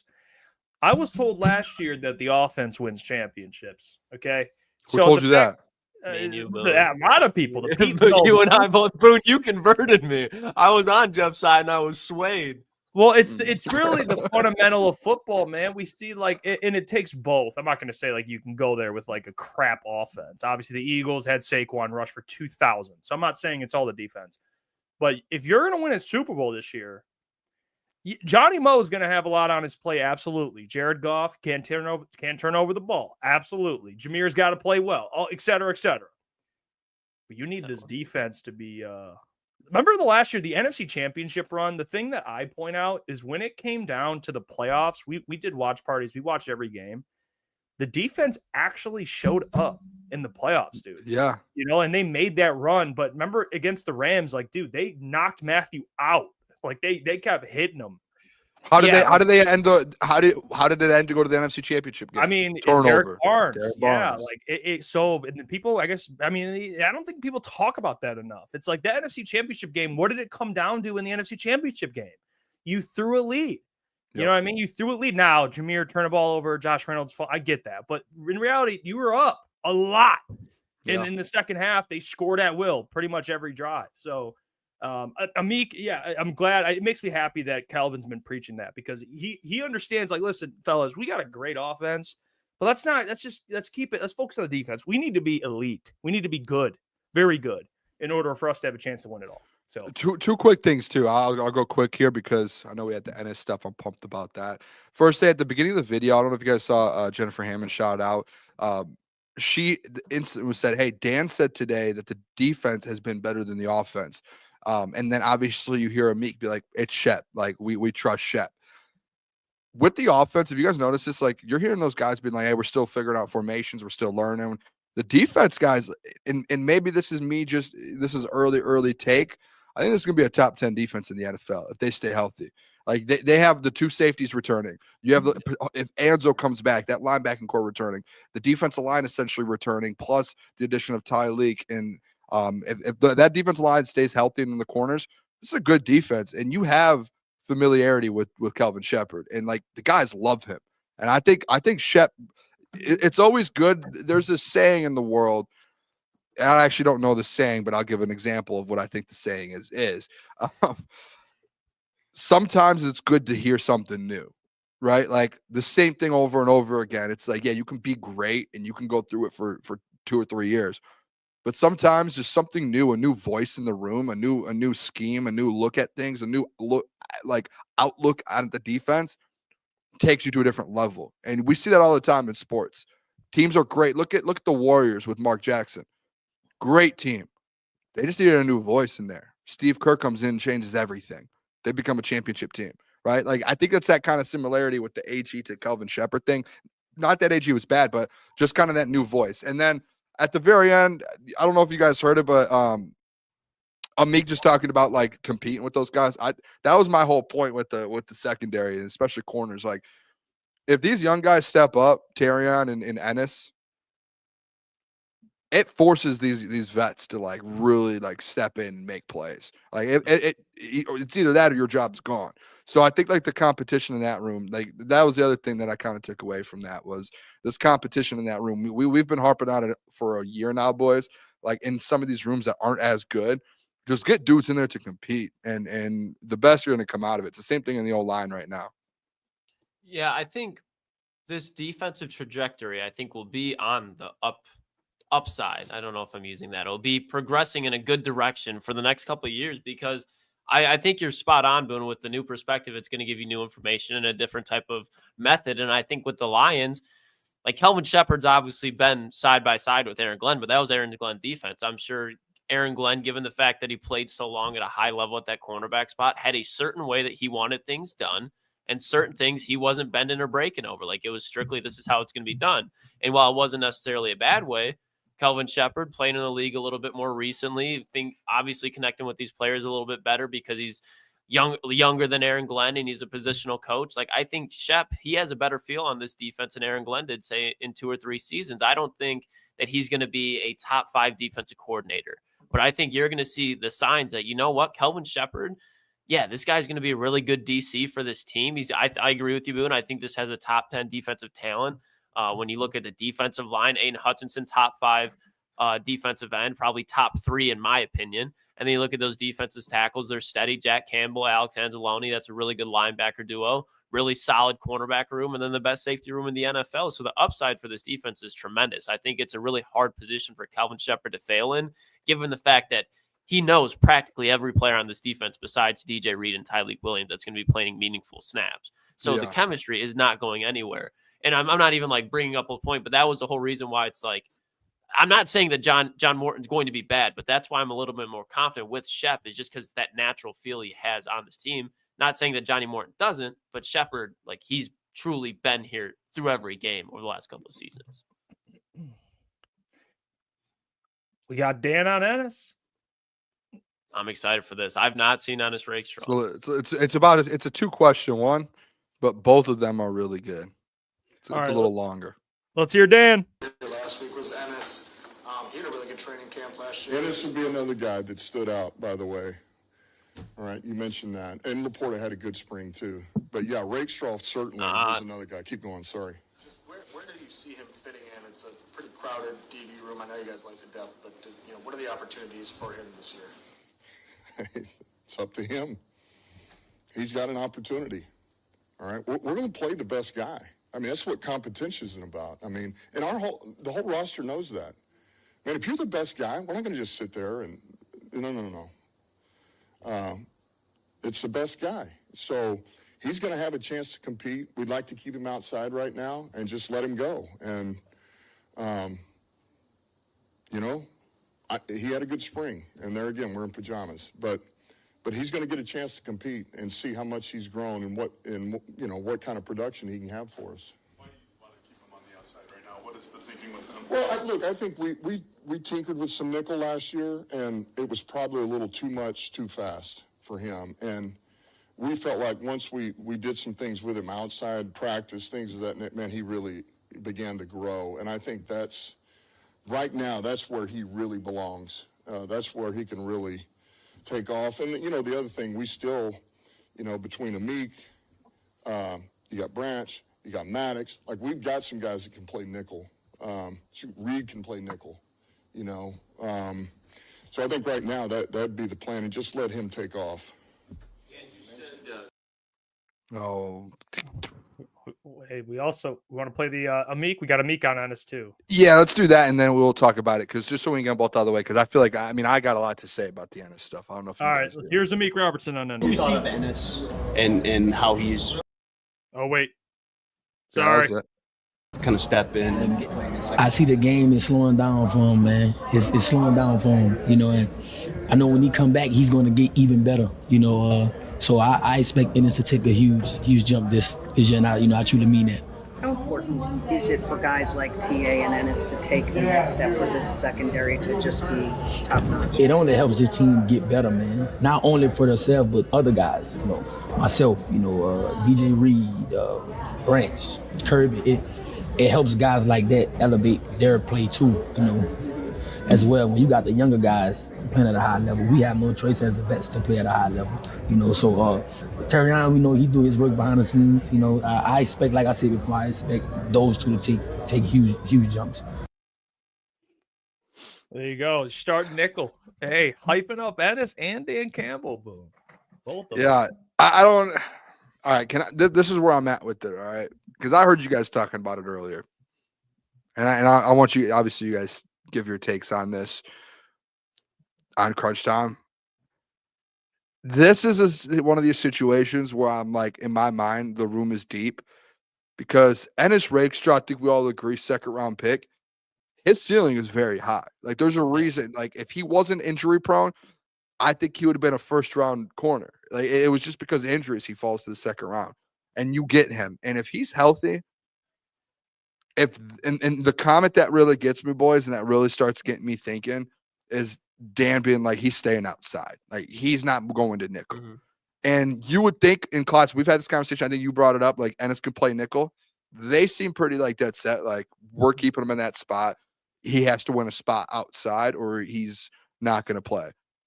I think he's good enough, if he's healthy, to where his ceiling, he could start outside.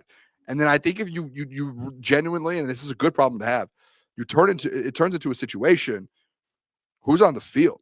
Like, do you move DJ Reed to nickel and you have Ennis and TA? Do you move Terrion Arnold to nickel?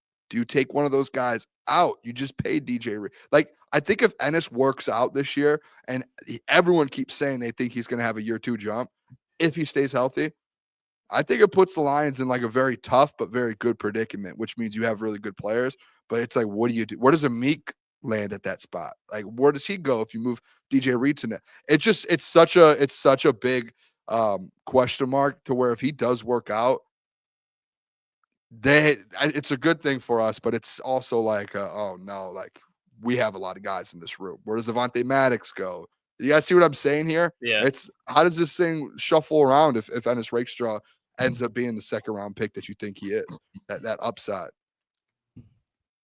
I'll say he, and I talked about expectations, and I think we have to bring it up when it comes to Ennis, because there's two different sides. There's what I think of Ennis, which I like Ennis Rakestraw. I think he could be a contributor. I expect him this year to look like the second round pick. But then there's the reality of it.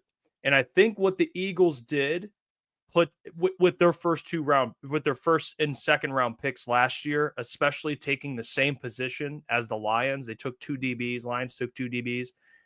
It puts a lot more pressure on Ennis, and I'll explain. Especially because he's a second round pick, and this isn't the NBA where second round picks are coming out of Lithuania, all right, or shout out maybe Australia, all right, and there could be some fine players out of Australia, Boone. Shout out AT. But they're Bobby still Klotz.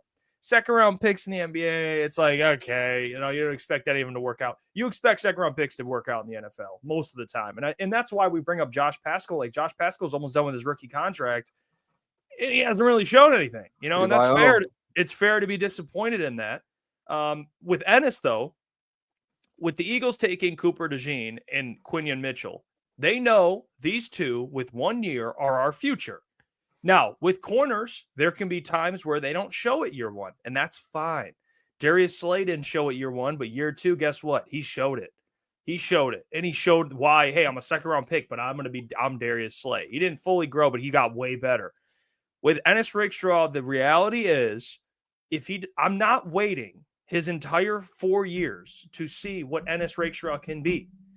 You expect him to be good because they took him in the second round. They loved him. Like you said, Boone, he was a projected first-round pick. This isn't some fly. They didn't take a project, all right, not to go back, but another guy out of somewhere where you expect him to develop. But we're not even having that convo, Klotz. He played at Missouri, played in the SEC, guarded SEC wide receivers.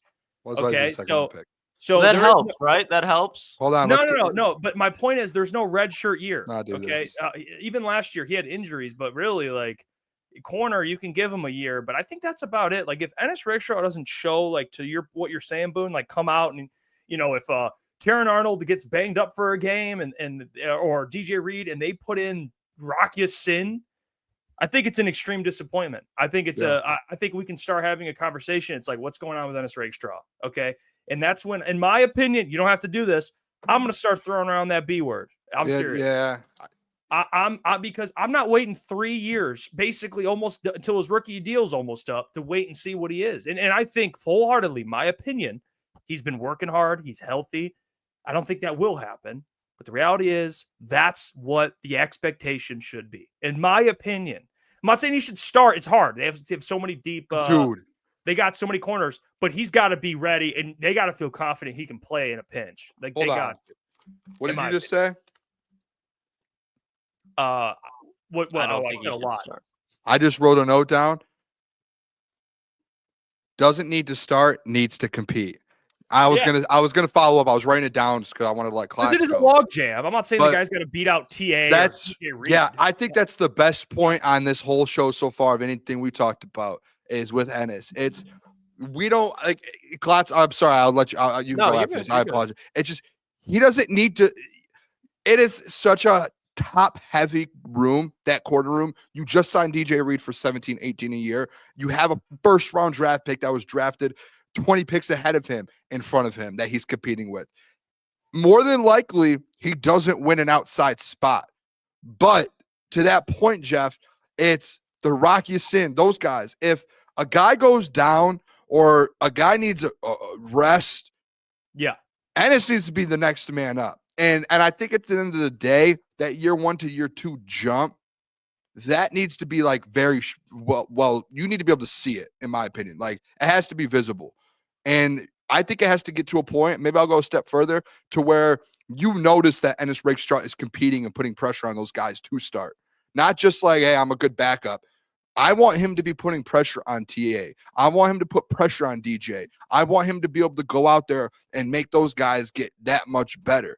Because last year, I don't know if you guys remember, before he gets hurt in training camp, he was playing nickel for a little bit, and he looked like one of the better players on that defense. He was making plays. He was getting turnovers. He was making hits, or he was laying hits on dudes. Like, he could play.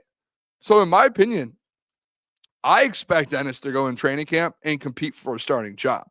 Do I expect him to win it? No, because you have some dudes in front of him.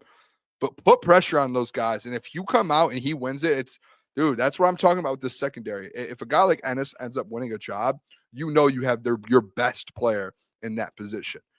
And like, force Dan Campbell and Kelvin Shepard and those guys to make a tough decision at the end of the day.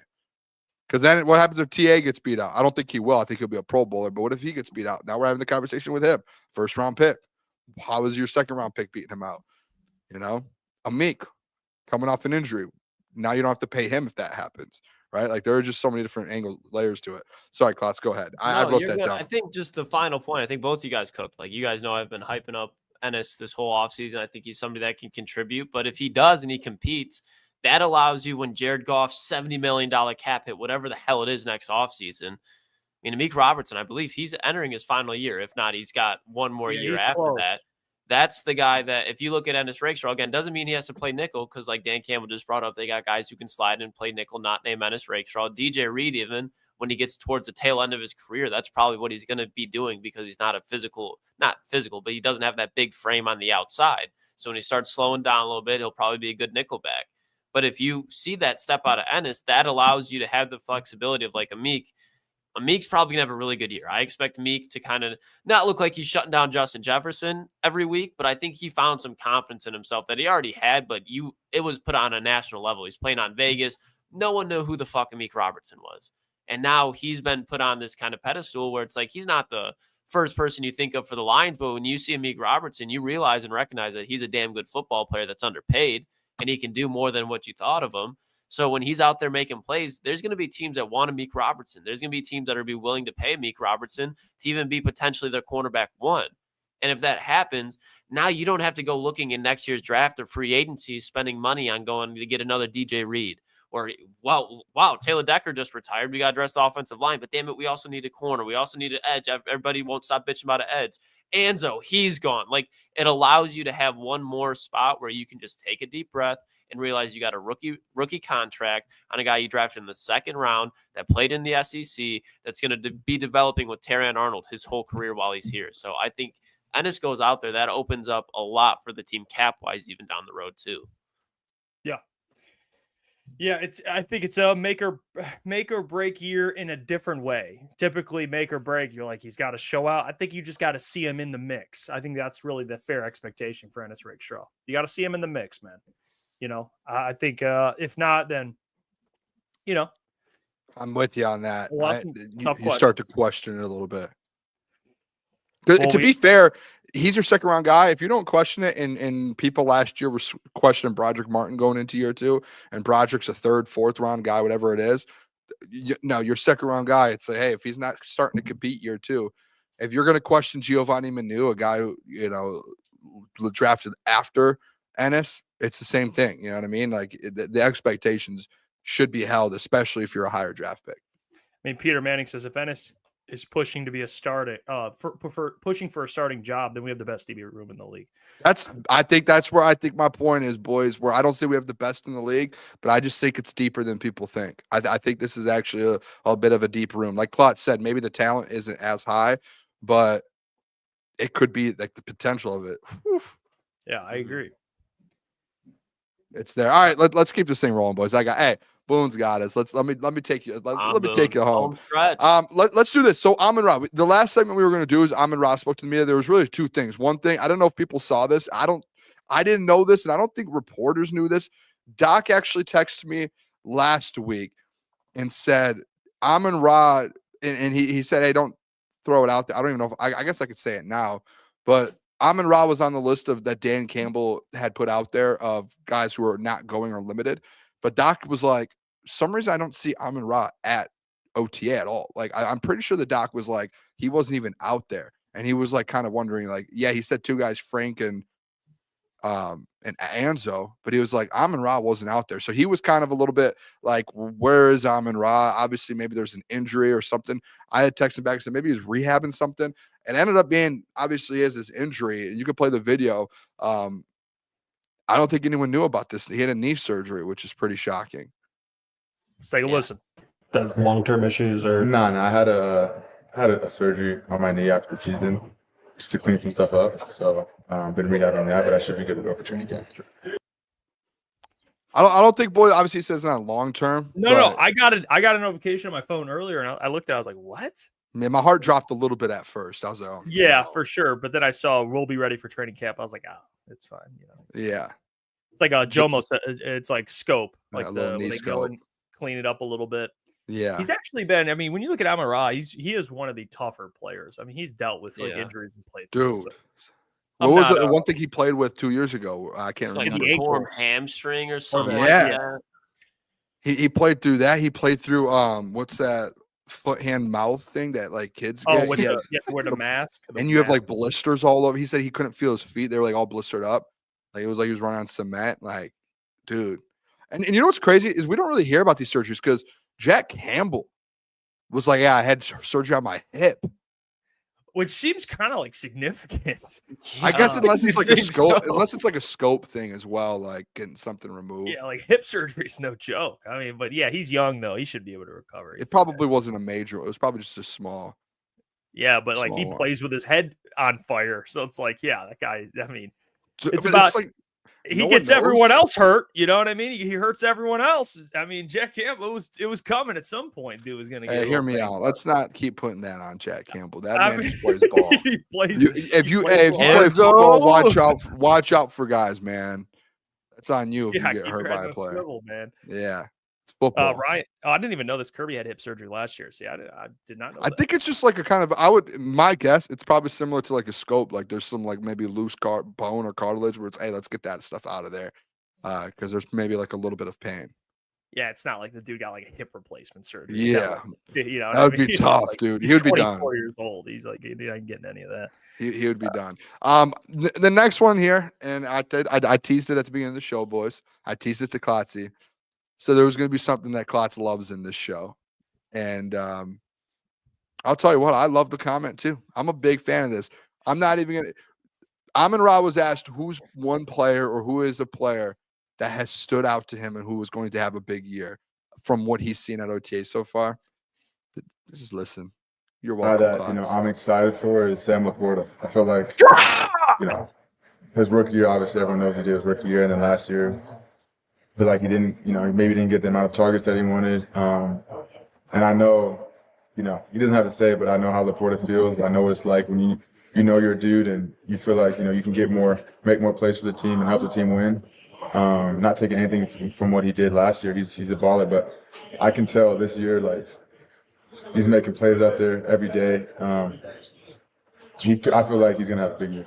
When we Come on, boys. That was big for you, Klotz. Believe in Lapots.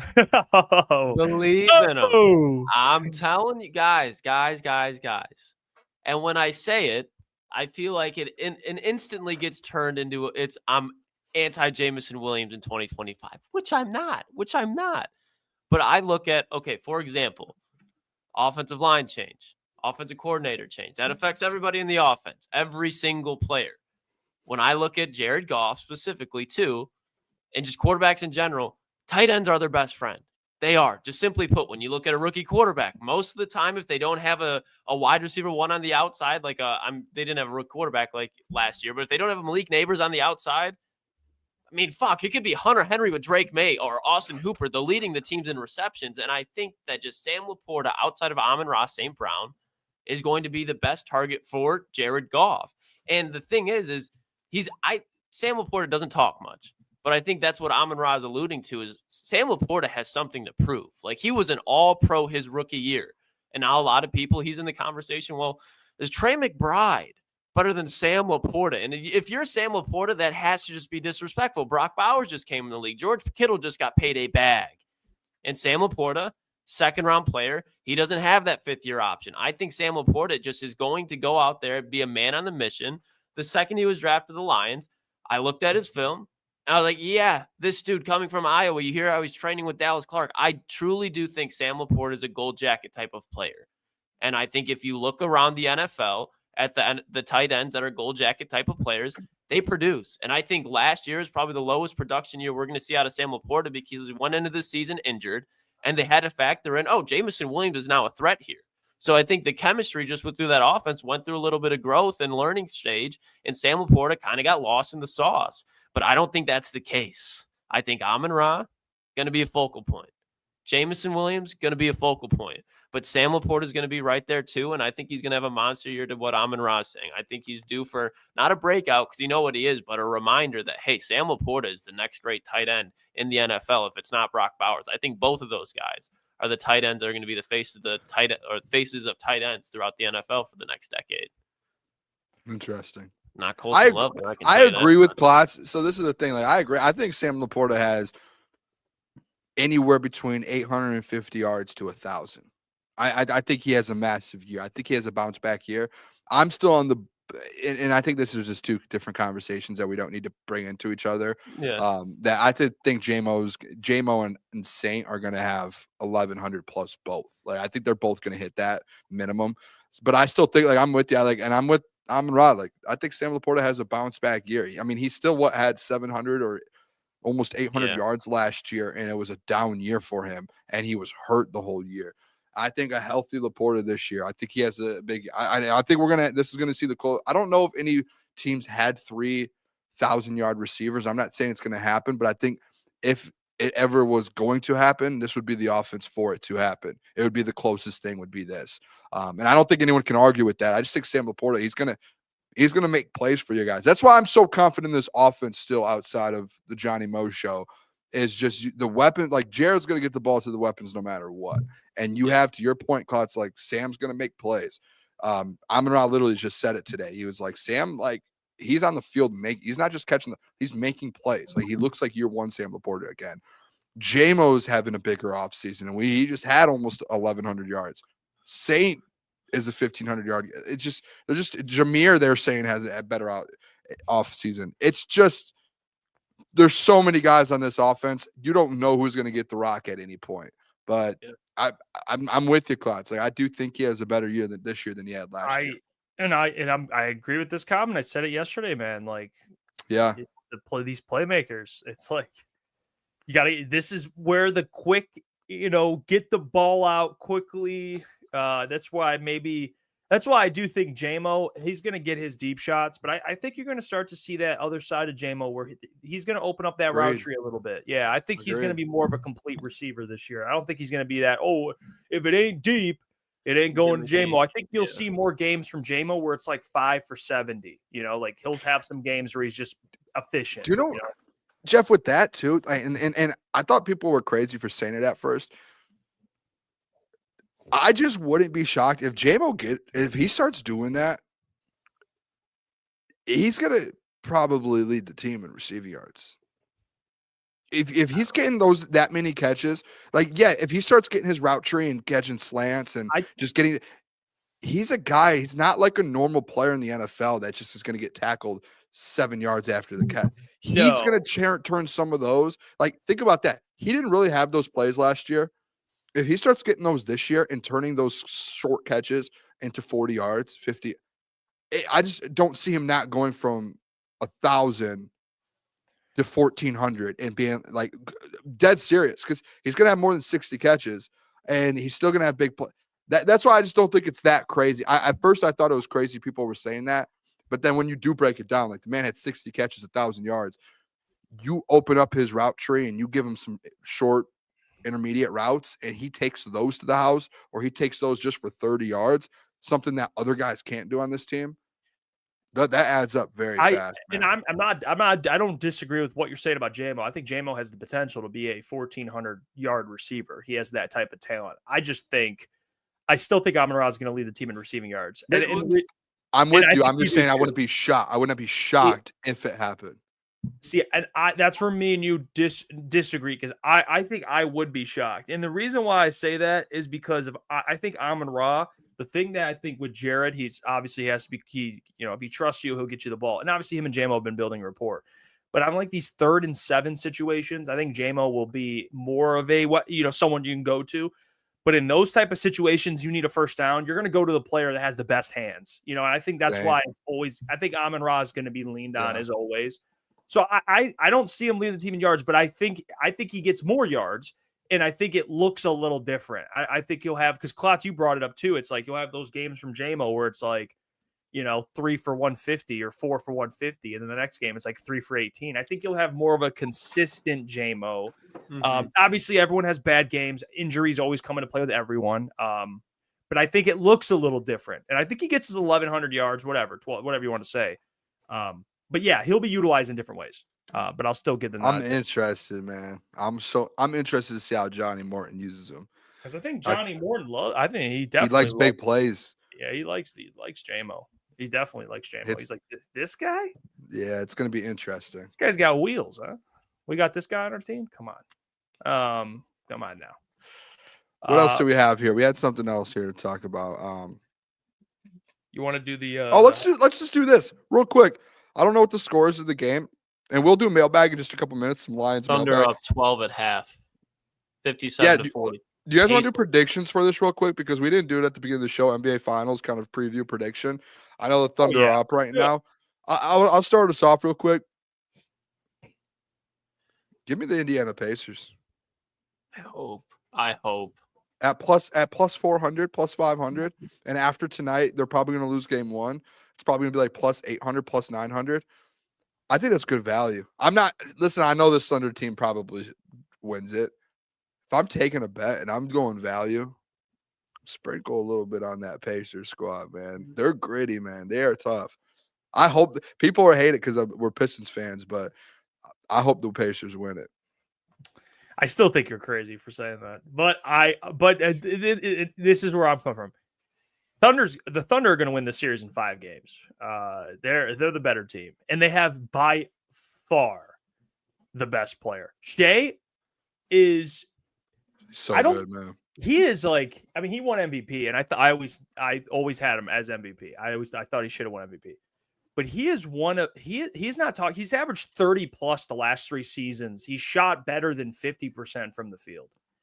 I mean, and he's still giving you a steal and a half on defense. I mean, the dude is I don't think he doesn't get. I know he plays in a smaller market, with the Thunder. Yeah. But I think Shea, he's that good. I mean, you saw if no one's checked, I don't know, not everyone's a better, but finals MVP odds, it's like minus 800 for Shea. Like, and that's not like if the Thunder win, it's for both teams. Like, they think they're going to win, and they think, okay, Shea, there's no fucking way this guy does not win MVP. Dude, they're minus 700. The Clippers are minus 700 to win the finals. Thunder. The Thunder are, yeah. The last team that was minus 700 to win the NBA Finals and to lose it was the Lakers in 2004. There's a stat for you. Oh, I like that. It was the Detroit Pistons. They were as big as underdogs as the Pacers were. But you know what the thing is with this, guys, and I think the big takeaway for Pistons fans from this finals is you see 2 teams with one. And I'll get to it because there's talented players on both teams, but there's one main star. And then for the Pacers, for example, they have Siakam, who won conference final MVP. That was something. Yeah, but he had, I get it. Like, he had some really big shots. He was valuable. I get it. I would have gave it to Halliburton, but whatever. I'm not going to fight you over that.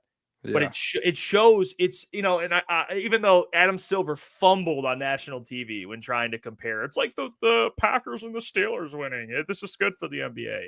It's like, I mean, I think it's good that different markets are winning. Maybe the viewership won't display that. Like, if the Lakers were in the finals, Boston, it would be obviously higher. But this should show Pistons fans that you have Cade Cunningham, who, in my opinion, if there was a draft, in my opinion, I would take Cade over Tyrese Halliburton. That's my opinion. For sure. When you look at what the Pacers are doing as a team, and Halliburton is playing well, but he's surrounded by a ton of just good options. Siakam, obviously, but Miles Turner, Ben Math off the bench, Nate Smith. They just have this collection of guys that just are great at what they do. And they have a good coach in Rick Carlisle, and that parlays that into making the finals out of the East. The Pistons, and this should show, man, like, I get ideally, like, you want a KD, you want a Booker, you want trust me, I understand it. But you need a complete team. You need a team. Good team. You need to fill it out. Like, the Thunder are deep. They go 7 deep. The Pacers go 7 deep. Yeah. Like, you need a team. Like, get Cade, I get it, another 20-point scorer, but yeah, it should show people, man, like, you fill out this roster with just talent, and your depth, especially with a superstar, will help. Yeah. You. It'll get you over. Let me throw the stat out to you here, Jeff. Are you ready for this? Yes, go ahead. Looking at salary cap and how much teams spent in the 24-25 season, I'm on Hoops Hype right now. Take a guess. Let's start with the Indiana Pacers. Where do the Indiana Pacers land? What do you guys think? I would say 15th. Okay. Klotz, do you have a guess? Probably. I'll go 12th. 12th? Okay. Where do you guys think the Thunder land? I'll tell you guys both after. Where do you guys think with the team that they have right now currently? I think they're like 19th. Klotz? Probably around the same range. So you guys have them, let's say the range here is like 12th to 19th is what you guys have these teams. Yeah. If this is correct on Hoops Hype, Indiana Pacers, 22nd in the NBA. The Oklahoma City Thunder, 25th this year in the NBA. You're talking about 2 teams in 24-25, this isn't counting future this is counting how much players got paid this year, are both outside of the top 20 in salaries money spent this season. And they're the two teams in the NBA Finals. So I think it proves, typically you need the stars and guys got hurt. Yeah, you can do it without that. You could build the right team. Yeah. I think that shows. And it's like, hey, as long as you have the right team, the right coaches, the right players, everything meshes together, it shows. And we did go through that era. And I saw this stat actually, and I went and re-looked it up by myself. But I saw it, and the person tweeted out and made a point, was like, hey, this might be a new era of the NBA. Like, no longer these super teams, because the super teams typically, you saw the Warriors for so long, LeBron and the Cavs for so long. Like, you just saw these super teams, the Lakers constantly, the Heat with Bosh, D Wade, and LeBron. And it was just who can spend the money and get there. Now they have all these different things in place. What is it called? They have the aprons. They have the different aprons, which obviously restricts to a certain point. So you can't get to it at certain point and spend that much. It was because of the Warriors, yeah. Yeah, and I'm not going to give credit to Adam Silver, because I don't like him, but you do see now, like, this might be a new era of basketball to where teams like the Pistons were going to have chances, right? The Thunder, they literally built it from nothing, and look what they have. So I kind of respect it. I'm not going to lie. I think it's just an interesting point. Well, it comes down to a couple things. Like, for example, the Suns assembled a super team of talent. And to Ryan's point, he just literally put it in there. He says super teams are now top heavy and they fall apart. And the reason why they fall apart, and this is what makes the Pacers and the Thunder so it's intriguing, is because when you have a team, when you trade for all these superstars, you throw them together and you say win, it doesn't always work. You need guys that don't have egos. Egos can get in the way of winning games. The Suns had Bradley Beal, ego. Devin Booker, I don't think he has an ego, but KD, ego. You know what I mean? Like, these guys, and they're playing together. They're not on the same page. They all feel they should be 1A. And then you have a lack of depth. The Brooklyn Nets a couple years ago. The Nets. So, like, they barely played because of it. That's the problem. So when you have a team like the Thunder, who are all young, they don't have egos. They know Shea's the man. We're here. We're going to help Shea out. We're going to do our job. And, you know, they've been playing together. This is the other thing. They've had time to gel. It's not like you threw a team together in the offseason. You're like, all right, boys, let's go win it all. Like, even the Celtics with Jaylen Brown and Jason Tatum, it took, you know how many Eastern Conference finals they made and lost before they won? Like, it sometimes it's okay. You got to be patient with the NBA. It's a little different. Do you remember the Thunder 5 or 6 years ago when we all were making those jokes? The Thunder have 1 million picks. They have like 12 first-round picks the next 3 years. Whatever. It was like something insane. And we were all making those jokes, but then we were all like looking like, dude, Sam Presti, he traded every single big star they had and said, screw our super team with KD, James Harden, Russell Westbrook. And eventually they got to the point where they dwindled down. Boom, got Russell. Melo and Paul and Russ. They tried everything. And you know what they did? Sam Presti, let me pull this up real quick. Sam Presti said, screw it. We're not going super team. We're going to get every pick in the world, and we're going to draft, and in a couple years, we're going to be good. And I think the whole world was looking at the Thunder being like, can Sam Presti actually pull this off? The crazy thing, these guys are in the finals now. Like, they're about to win a championship. Like, Sam Presti has pulled it off. Look at this trade, boys. Paul George and SGA, right? You guys think, hey, it's straight up. No. One guy's an MVP, one guy's not. When you look at the full trade, you would guess Paul George is the MVP. Nope. SGA. Thunder received the legend, Gallinari. First round pick turns into Trey Mann. First round pick turns into Jalen Williams. First round pick. First round pick. First round pick. First round pick. They got 1, 2, 3, 4, 5, 6 first round picks. Gallinari and SGA. They said, screw super teams. We're done with super teams. Let's go get picks and let's build a team. I think it's impressive what they've done. Yeah, man. It is. But it shows insane. Like in the opposite of that is the team that he traded with. The Clippers tried taking a shortcut because Steve Ballmer is impatient and he has a lot of money, and they built a sick-ass arena, by the way. It's sick. Yeah. And he thinks in his mind, we need star talent, dude. And they get Kawhi. Remember, Kawhi chose to sign with them over the Lakers. He signed, and then they're like, well, we got to get another star, right? They trade away SGA for Paul George, and look what they've never made. They've done nothing. They've done nothing. So that's the risk you take, when you try and jump the gun, you get too aggressive. And I'm not saying you never want to get a star, but I'm saying that typically people only look at teams that it works out for, and no one wants to acknowledge the teams that it doesn't. There's teams where it fails. I think more often than not, it doesn't work out. Failed. Yes. Yeah, absolutely. And I think long-term wise, you looked at the teams that have worked out, like the Warriors. I've made this argument with you, Jeff, a lot. Warriors didn't really, outside of KD, they didn't. That's a great example of a team that didn't go out and just build They drafted Draymond. They drafted Steph. They drafted Clay. And they ran with it. And I have a feeling this Thunder team going to be – I'm not going to say they're going to be like the Warriors and win what they did, but they're going to be close to it because guess what? For a long time. Long term, yeah, they drafted these players and they built the roster. And like the Pistons can do the same thing if you have the guys. And maybe you bring a guy or two in that fits in the mold you're looking for. But I do think seeing that, I think it kind of shows that that superstar or super team NBA might potentially, I know we have to wait a few years to see, but might be long gone. It might be grow your guys. You may have with Detroit, you might have a couple guys that can be stars, but let them develop. You might get bounced in the second round next year, but then the next year you might be in the Eastern Conference Finals. Like it's not going to take people just getting patient, but that's fans though. How about the Knicks team? Yeah, no, dude, lose. Who did they lose to? They built that team to beat Boston, and they lose to a homegrown team. They lost to the Pacers. I think the Pacers are homegrown, just like the Thunder. They are. They don't. I mean, to the point, like, they went and got Siakam.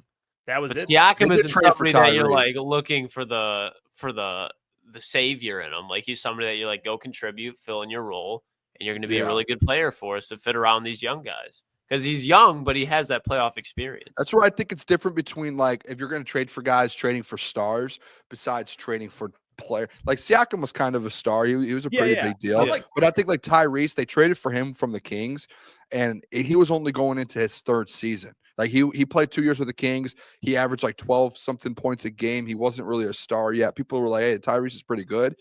But when he got to Indiana, that was when he turned into Tyrese. Like he was good, but that was when he was like superstar Tyrese when those conversations happened. The Kings got Sabonis. It's like, the fuck could they have done? They traded away De'Aaron Fox. Like they're no one. They're nobody. And then now they're going to probably trade away DeRozan. They got Zach LaVine. It's just a mess over there. Yeah. Like, be patient, man. You know what I mean? Be patient. Light the beam. Was there any mailbag questions? Yeah, we got two, actually. I apologize. Randall says, mailbag, who realistically could we get with our picks in the second round that could help now? Trade-wise? Pistons? Is he talking about? No, I think he's talking about the Lions. Second-round picks with the Lions. I don't know if you're trading away a second-round pick, man, you're going to get someone pretty good. I don't know. I mean... Yeah, I think it's more so like third and on, fourth round, fifth round. Yeah, I mean, if you're trading away a second-round pick, dude, you're gonna get a good player. I don't know what position that would be at. I mean, maybe edge. Second round for an edge, like you can do Trey Hendrickson. Yeah, that would be it. Those are the contract conversations that have to be had. Oh, by the way, we didn't even talk about it. Screw the rest of the mailbag. Aaron Rodgers to the Steelers. That was the other mailbag. Yeah. Oh, okay. Yeah, I that's on me. I didn't even put that into the prep.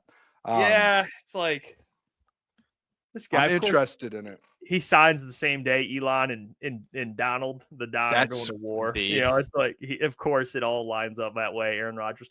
That's a scary battle, by the way, boys. That's a scary. That's one that's like, I don't think we all want this one to happen. Yeah, it's just a bunch of petty. I'll say this with the Aaron Rodgers thing, puts no fear in my eyes. Like the Pittsburgh Steelers are going to go 9-8 and lose. That's just how it is. 10-7. I don't think Aaron Rodgers. I've respected Aaron for a while, but I even when he was with the Packers, I hated the Packers, but I was like, this guy's good. This guy's good. This Aaron Rodgers is cooked, man. You know what I mean? Yeah. He's just cooked. The Steelers. I'll save that. Actually, I'll save that one. We'll talk about it. We could do a segment. I mean, we're going to talk about all these teams because we're going to do NFL, and I gotta get out. Yeah, I don't know, man. I look at Aaron Rodgers and the Steelers, and I really don't think it's that far off of Mason Rudolph at this point. I don't. And that might sound egregious, but Mason Rudolph showed some juice in that first half with Calvin Ridley against the Lions. Now, I know the Lions offense was putting in work, but if Aaron Rodgers was in Tennessee last year, it'd probably be a similar situation. Like, Aaron Rodgers is done for. Done for. He's cooked. Enjoy that series, fans. I'm interested. All right, boys. What a fun show. Jeff, I'll let you close it out, man. Hey, I took too much shout out today. Boone, dude. You crushed today, Boone. I Thank you. like this. I like it. You did a great job. We'll be back tomorrow, 8 p.m. Got plenty more to cover. But until then, appreciate you all. Much love as always. Love you guys. Peace. Peace.